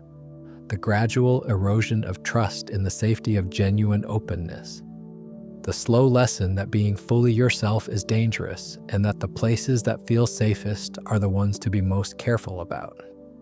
Butters has learned this lesson over many seasons. He has not stopped being near Cartman. But you can see in the later seasons that something is slightly more guarded in him than it was in the early ones. He is still warm, he is still fundamentally kind. But the unguarded openness of the Awesome-O episode, that specific quality of fully trusting the space, does not quite reappear. People who know a little about Nietzsche and have also watched a lot of South Park often reach for the will to power as the obvious framework for Cartman. He's driven, he wants things, he pursues them relentlessly, he will not be told no. That's the will to power, isn't it? Here's the thing, not quite. Nietzsche's will to power is one of the most commonly misread concepts in philosophy, which is a competitive field for misread concepts. The common reading is that it means wanting to dominate others, wanting to accumulate power over people and situations, wanting to be on top. This is not entirely disconnected from what Nietzsche meant, but it misses the most important part. What Nietzsche meant by will to power at its core was the drive toward growth, toward self-overcoming, toward the creative transformation of potential into something. It is the force that makes, the force that builds. He described it as the fundamental drive underlying all living things. Not aggression, not domination, but expansion, development, the movement of something toward more of what it is capable of being. The will to power, properly understood, creates. It makes things that weren't there before. It says yes to life completely enough to build from that yes. The Übermensch, in Nietzsche's conception, is the person who embodies this fully, who takes their raw chaos and disciplines it into something unified and directed, who creates values rather than inheriting or inverting them. Cartman has an enormous amount of force. This is not in question. He has intelligence, patience, strategic capacity, interpersonal perception. He has, when focused, a drive that is genuinely impressive to watch operate. The question is what it is pointed at. Season 7, Episode 9 is called Christian Rock Hard, and it is one of my favorite episodes for thinking about this. Cartman bets Kyle that he can get a platinum album before Kyle can, but decides, rather than trying to compete in the mainstream music market, to simply take existing love songs, replace the romantic addressee with Jesus, and market them to the Christian market, which is a genuinely large and underserved market for this specific kind of music, a fact Cartman correctly identifies. It works phenomenally well. The Christian music is sincere-sounding, well-produced, and exactly what the target audience wants. Cartman builds, essentially from nothing, a successful Christian rock career. He does this efficiently and competently. And then he discovers that Christian albums certify in myrrh rather than platinum, myrrh being the material from the biblical gift to Jesus, and that he has therefore lost the bet on a technicality. He smashes his frame myrrh record. He storms off. The achievement, which was genuinely significant, evaporates for him entirely because the specific form of the validation he wanted wasn't available. This is the pattern. Across the show's run, Cartman's schemes, when they succeed, which is more often than people remember, tend to collapse inward in exactly this way. The success arrives, but the satisfaction doesn't, because the success was never really the point. The point was the winning of a specific contest against a specific person. The point was the face of whoever doubted him when he is proved right. And a face that isn't there at the moment of vindication makes the vindication hollow. Nietzsche drew a distinction between what he called active and passive force, or more usefully for our purposes, between the person who acts from genuine generativity and the person who reacts. I always find this the most clarifying of his distinctions when thinking about Cartman, because it cuts through the surface appearance of strength and asks a simpler question. Is this person making something or defending against something? The active force creates, builds, produces things that stand independently of the context that produced them. The reactive force responds, inverts, makes things that depend on the continued existence of whatever they are opposing in order to keep meaning anything. Cartman's schemes are almost never genuinely generative. They are almost always reactive. They are responses to slights, to humiliations, to the perception that someone has had something they shouldn't have, that someone has laughed when they shouldn't have laughed, that the world has failed to organize itself correctly around Eric Cartman's needs. The plans are elaborate and the execution is sometimes brilliant, but they do not build anything that lasts. They produce victories, and then the victories dissolve because the structures underneath them were not designed for permanence.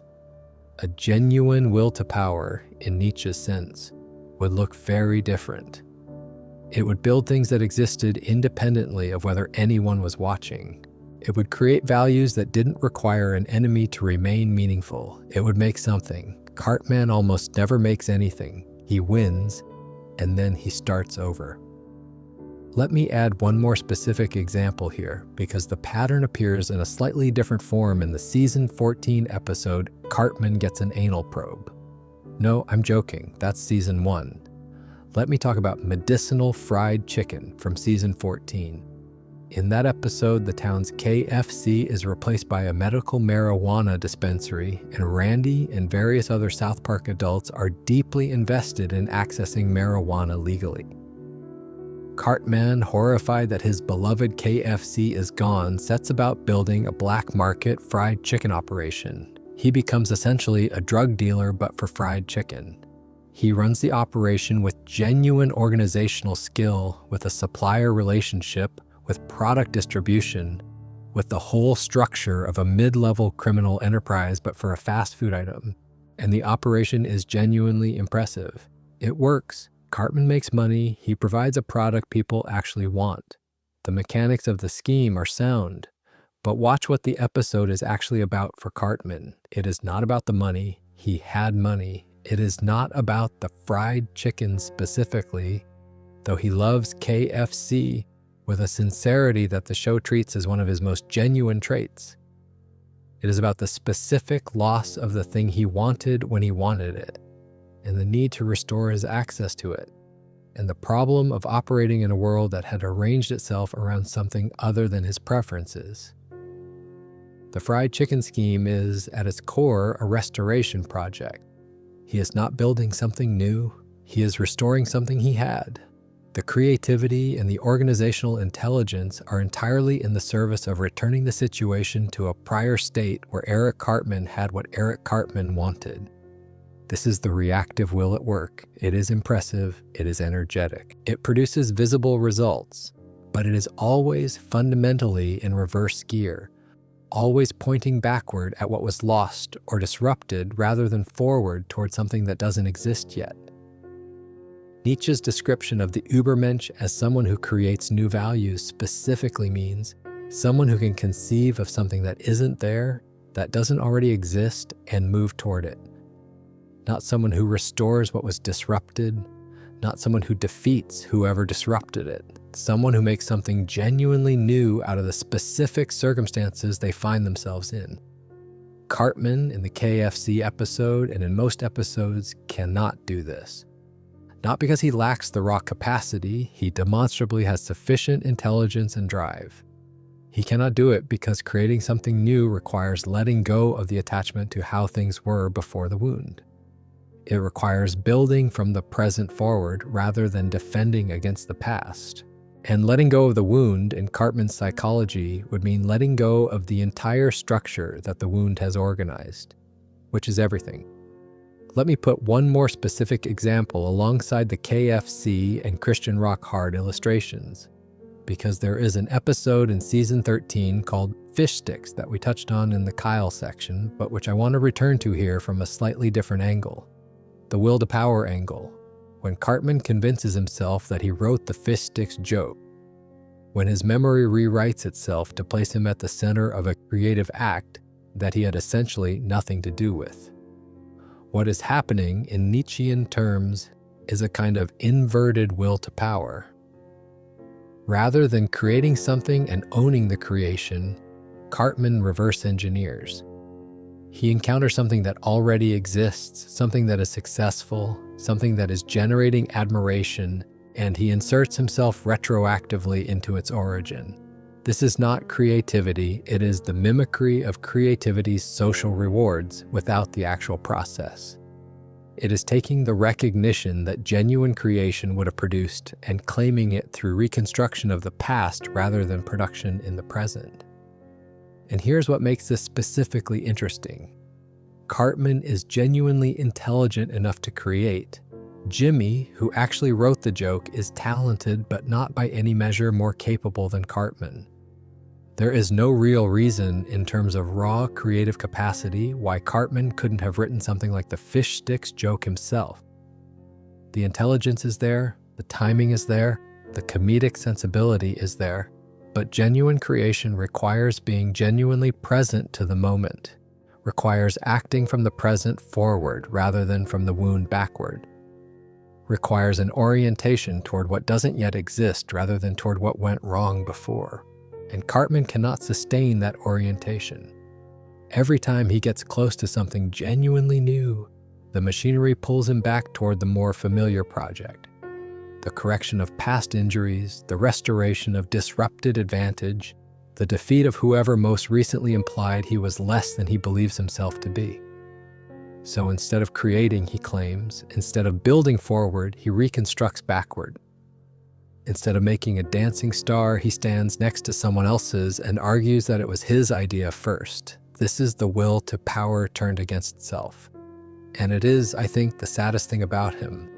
Let me just bring together some of the threads we've been pulling at, because I think the full picture is more interesting than any individual piece of it. Eric Cartman, taken as a whole, is not the Übermensch. He fails essentially every criterion. He does not create values. He either inherits them and inverts them, or he uses them instrumentally when convenient and discards them when not. He does not master himself. He is, beneath all the performances of control, almost entirely mastered by his own unresolved wounds. He does not affirm life. He needs the people around him to be smaller so that he can feel proportionally larger. He is not, in any meaningful Nietzschean sense, free. What he is something Nietzsche, identified and named with real precision, and it is actually more specific and more interesting than simply being a bad person. He is the person who has taken genuine intelligence, genuine drive, and genuine charisma, all of which could have been the raw material for something, and organized all of it in the service of not feeling small. Every scheme, every manipulation, every moment of cruelty, and every genuine moment of warmth is downstream of that central project. The project of never, ever, in any context, being seen to have lost. And here's where Nietzsche's warning becomes most relevant. Because Nietzsche was not afraid of the monster. Not really. The obvious monster is manageable. It can be identified, opposed, removed from proximity. What Nietzsche was afraid of was something more subtle. He was afraid of the charming, funny, compelling figure whose psychology of resentment is wrapped in enough entertainment, enough wit, enough genuine moments of connection that the people around him and the culture that produces him mistake the whole package for something worth admiring. He was afraid of a culture that watches someone say, in effect, "I will convert my wounds into weapons," and call it a philosophy of life, and finds that compelling, finds it relatable, puts it on merchandise. Cartman has fans, not just casual fans of South Park who enjoy the show and find him funny. He has genuine admirers, people who see in him something they recognize and want, the freedom from consequence, the freedom from what other people think, the ability to want things without shame and pursue them without limit. People who look at the performance and see liberation rather than a psychology organized around injury. And here's the thing about that. Nietzsche was not saying that the admiration is simply stupid or morally wrong. He was saying it is understandable. The performance of not caring what anyone thinks is genuinely appealing, especially to people who care a great deal what people think and find that caring exhausting. The spectacle of someone operating outside the usual social constraints has always been compelling. We have always, as a species, found a certain kind of freedom in watching someone else break the rules we feel bound by. The problem in Nietzsche's framework is the gap between what the performance looks like and what is actually driving it. The performance looks like freedom. What is actually driving it is the specific, unresolved wound of a person who was laughed at and has been arranging the world ever since to ensure it never happens again. That is not freedom. That is a very sophisticated, very compelling, very entertaining prison.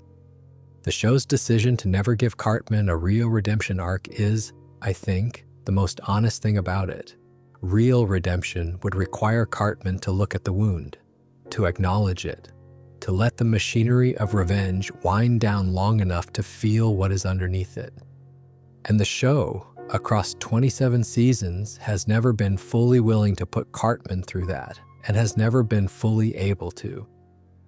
Not because the writers don't understand the character, I think they understand him extremely well, but because a Cartman who has genuinely faced himself would not be Cartman anymore. He would be someone else, someone quieter, someone you could probably feel straightforwardly sorry for.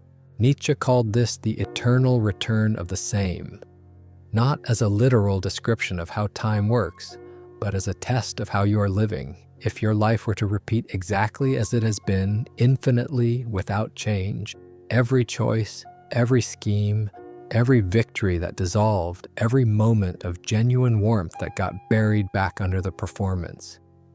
Could you say yes to it? Could you want it again? Cartman, I suspect, could. Not because his life is good or because he is at peace with it, but because the life he has built, however circularly, is the life organized around never feeling what he felt when Scott Tenorman laughed and lit his money on fire. And that is the most he has ever been able to build.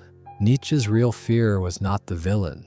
It was the character who makes you laugh so hard you forget to look at what the laughter is covering.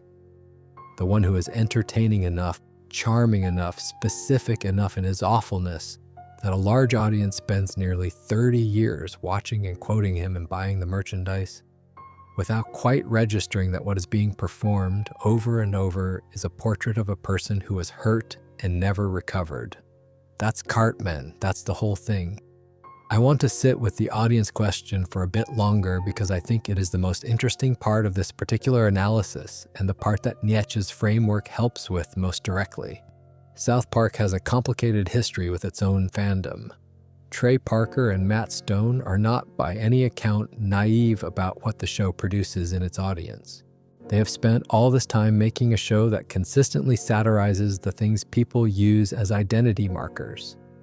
The political positions, the in-group beliefs, the performances of being smarter or more aware or more irreverent than the mainstream. They have several times fairly directly satirized the portion of their own audience that has taken the wrong lessons from the show. The obvious example is the Super Best Friends episode and the surrounding controversy around what the show can and cannot depict. But a more subtle example is the arc of how the show has used Cartman specifically to comment on the audience that responds to Cartman most enthusiastically. Because there is a version of Cartman that a certain kind of person responds to as aspirational, not ironically, genuinely. The freedom from consequences, the ability to say what everyone else is merely thinking, the refusal to be constrained by what other people feel. These are genuinely appealing qualities to people who feel constrained, who feel that their most honest thoughts are unsayable, who feel that the usual social rules are weighted against them somehow. And Cartman performs brilliantly the liberation from all of that. The problem is that Cartman is not free. He is, as we have been tracing through this whole video, one of the least free characters in the show. He is bound by the wound, by the machinery of resentment, by the endless cycling of schemes that win and then dissolve, by the absolute necessity of having an opponent to define himself against. He cannot stop. He cannot rest. He cannot build anything that doesn't require constant maintenance through ongoing conflict. What looks like freedom is the most intricate cage in the show, and the audience member who responds to Cartman aspirationally has, in Nietzsche's terms, mistaken the performance of freedom for the thing itself, has seen someone operating outside the usual rules and assumed that the outsideness is the liberation, rather than noticing that Cartman has simply traded one set of constraints for another, more elaborate, more privately punishing set. Nietzsche called this the specific failure of the last man, encountering the person of resentment. The last man who has given up on genuine striving finds the performer of strength appealing because the performance looks like the thing the last man has given up on trying to become. It gives them the feeling of proximity to greatness without the actual cost of pursuing it. And the performer of resentment is delighted to provide the service because having followers, having people who are moved by the performance, is exactly the validation that the performance is designed to produce. It is, in a sense, a perfect closed loop. The performer needs an audience. The audience needs to feel that proximity to something extraordinary. Both parties get what they need. And what is actually at the center of the loop, the wound, the grief, the person who is laughed at and has been arranging the world around that fact ever since, never has to be looked at directly. That is what Nietzsche feared. Not that bad people do bad things, that structures develop that allow the thing to keep going indefinitely, that protect the wound from examination, that give everyone involved enough of what they need to keep participating. South Park has been running that loop the whole time, and we, the audience, have been in it with them the whole time. Here's where I want to say something directly before we start winding down about what South Park has actually been doing with this character that the critical conversation tends to miss. The show is not endorsing Cartman. This seems obvious, but it is worth saying clearly because the reading that the show endorses him, that Cartman is the show's ID, the anarchic, destructive energy that Trey Parker and Matt Stone wish they could deploy in real life, has enough cultural currency that it obscures what the show is actually doing. South Park is not Cartman's fan fiction. It is Cartman's diagnosis. The most important evidence for this is how the show deploys consequences. Not immediate consequences. Cartman almost never faces those, and that is intentional. But long arc consequences, which the show has been building patiently since season 1. The Scott Tenorman chili becoming, 9 seasons later, the chili that contained Cartman's own father. The Heidi-Turner relationship beginning with something like genuine connection and ending with Heidi visibly diminished by the proximity. The citadel of every person who trusted Cartman being, at some point, burned. The show is not saying these things loudly. It does not editorialize about them. It does not insert a character who turns to the camera and says, "Here is what Cartman costs." It trusts the audience to notice, to add it up, to understand, if they are paying attention, that the victories dissolve and the consequences arrive, and the person at the center of it all never quite accounts for the pattern. Most of the audience does not notice. Most of the audience is, in this specific sense, watching the show the way Nietzsche's Last Man would watch it, absorbing the entertainment, absorbing the charisma of the performance, and blinking contentedly at the parts that don't fit neatly into the comedy. But the portrait is there. It has always been there. The show built it carefully across decades and left it available for anyone willing to look. That is, in its own quietly anarchic way, an act of considerable faith in the audience, or a very long, very patient joke about the absence of that faith. It is genuinely hard to tell with Trey Parker and Matt Stone, and I suspect that ambiguity is deliberate too. All right, I think we have covered most of what I wanted to cover tonight, and I could keep going, genuinely. There are threads we didn't pull it fully, the Imagination Land episodes and what they suggest about Cartman's actual interior imaginative life, which is surprisingly rich and which seems to confirm that underneath all the scheming, there is a genuine inner world of considerable complexity. The recurring question of whether Cartman has any genuine friends in any meaningful sense, the strange, unresolved relationship with Kenny, who is his occasional ally, and who Cartman seems to regard with something that almost resembles respect, though the show is typically too chaotic to sustain that reading for long. The way Cartman treats animals, which is an interesting data point. He is occasionally genuinely tender toward them in ways he rarely allows himself to be toward people. These are things that could fill another video, maybe more. But it is late, and some of you are probably already asleep, which is honestly where I want you to be. That is what these videos are for. Let me say one last thing before we properly wind down. South Park has been running since August 1997, and it has kept Eric Cartman essentially unchanged for that entire time. He is still 9, he still wears the red jacket, he still wants what he wants and pursues it in the ways he pursues it and almost never pays a permanent price. And there is something honest in that, even if the honesty is uncomfortable, because the thing about the kind of person Nietzsche was describing, the person organized around resentment, around the wound that never heals, around the project of never being seen to lose, is that they don't usually change, not dramatically, not in the ways we tend to want characters to change in fiction. The structure is too self-reinforcing. The machinery is too good at its job. Every time it looks like something might break through, the machinery adapts and the performance continues. What changes maybe is the audience. What changes is whether you watch Cartman getting his way again and think, yes, the funny bad kid did another funny bad thing, or whether you watch and notice the specific shape of what he is doing and why and feel underneath the genuine laughter. Something a little more complicated. Nietzsche wrote that the greatest experience you can have is the hour of the great contempt, the moment when the thing you've been using to define yourself reveals itself as insufficient.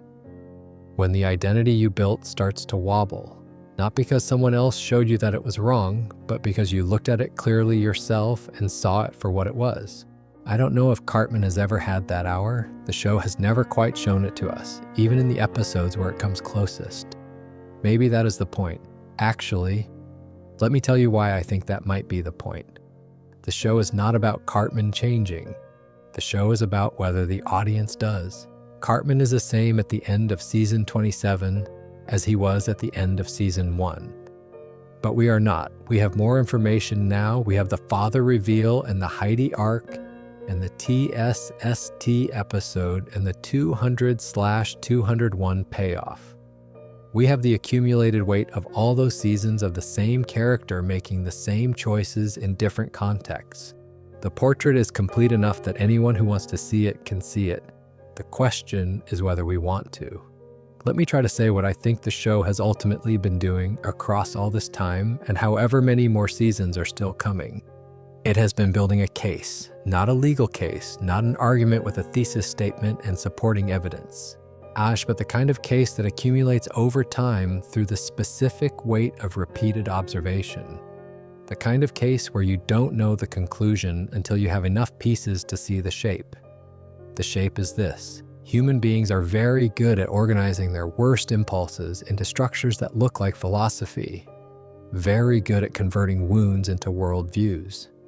Very good at mistaking the performance of strength for strength itself, and the performance of not caring for freedom, and the wit to name what is contemptible for the ability to transcend what is contemptible. In a culture that makes these mistakes consistently, that celebrates the performance without examining the machinery, that laughs at the chili cook-off without sitting with what the laughter means, that culture gets more Cartmans, not cartoon ones, real ones, with better vocabularies and more plausible deniability and the same basic wound under everything pointing outward and calling itself a perspective. Nietzsche was not writing about South Park, but he was writing about the conditions that produce what South Park depicts, and those conditions have not changed since 1883 or 1997 or any other year, you might choose to mark as the beginning of the current era. They are the permanent conditions of human social life, the wound that converts itself into a worldview, the clever disguise that makes the disguise look more real than the face, the audience that finds the disguise entertaining enough to keep watching. Which brings me to the last thing I want to say, and then I genuinely will let you sleep. The reason this video exists, and the reason I found the Nietzsche-Cartman connection worth a few hours of your evening, is not to ruin South Park. It is not to argue that you should feel bad for having laughed at it, because I have laughed at it too, many times, and will continue to. The show is genuinely funny. Cartman is genuinely funny. The comedy is real, and it is not diminished by the analysis. What the analysis adds, maybe, is the specific pleasure of seeing clearly, of watching the same things you have always watched and understanding, with slightly more precision, what you are watching, of being in on the joke at a deeper level.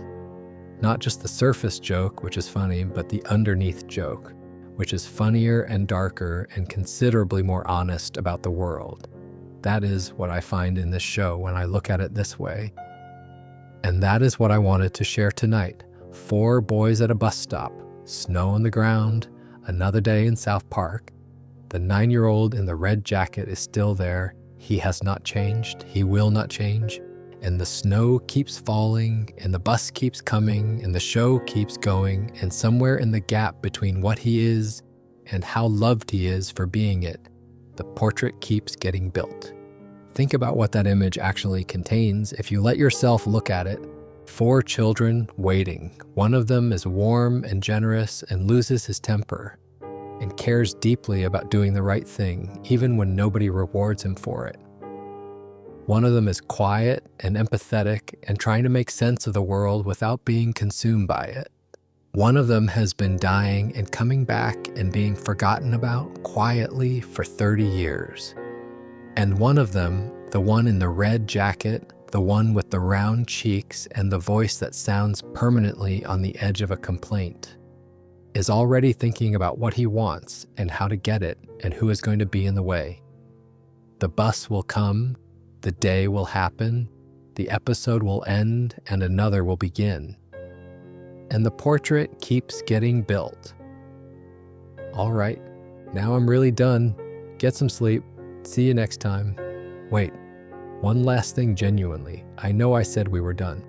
There is an image from season 4 that I keep coming back to from an episode called Cartman Joins Nambla. In the episode, Cartman is briefly left alone while Stan, Kyle, and Kenny are occupied elsewhere. And there is a single shot of him sitting by himself in his room, surrounded by his things in the quiet of his house. He is not scheming in that moment. He is not performing. He is just sitting. I don't know what he is thinking in that shot. The show doesn't tell you. It is probably just a transitional beat in a larger comedic story. But there is something in the specific quality of that brief quiet, in the 9-year-old sitting alone in his room in South Park, Colorado, with nothing happening and no one to perform for, that I find very human, very specifically, quietly human. Nietzsche wrote near the end of Thus Spoke Zarathustra, "You must be ready to burn yourself in your own flame. How could you rise anew if you have not first become ashes?" Cartman has never become ashes. He has never let the flame anywhere near the structure, and so he cannot rise. He can only cycle. But the capacity is there in that quiet shot, sitting in his room, just a kid. I don't know if the show will ever do anything with that. I suspect it won't. And that genuinely is it. See you next time. Get some sleep.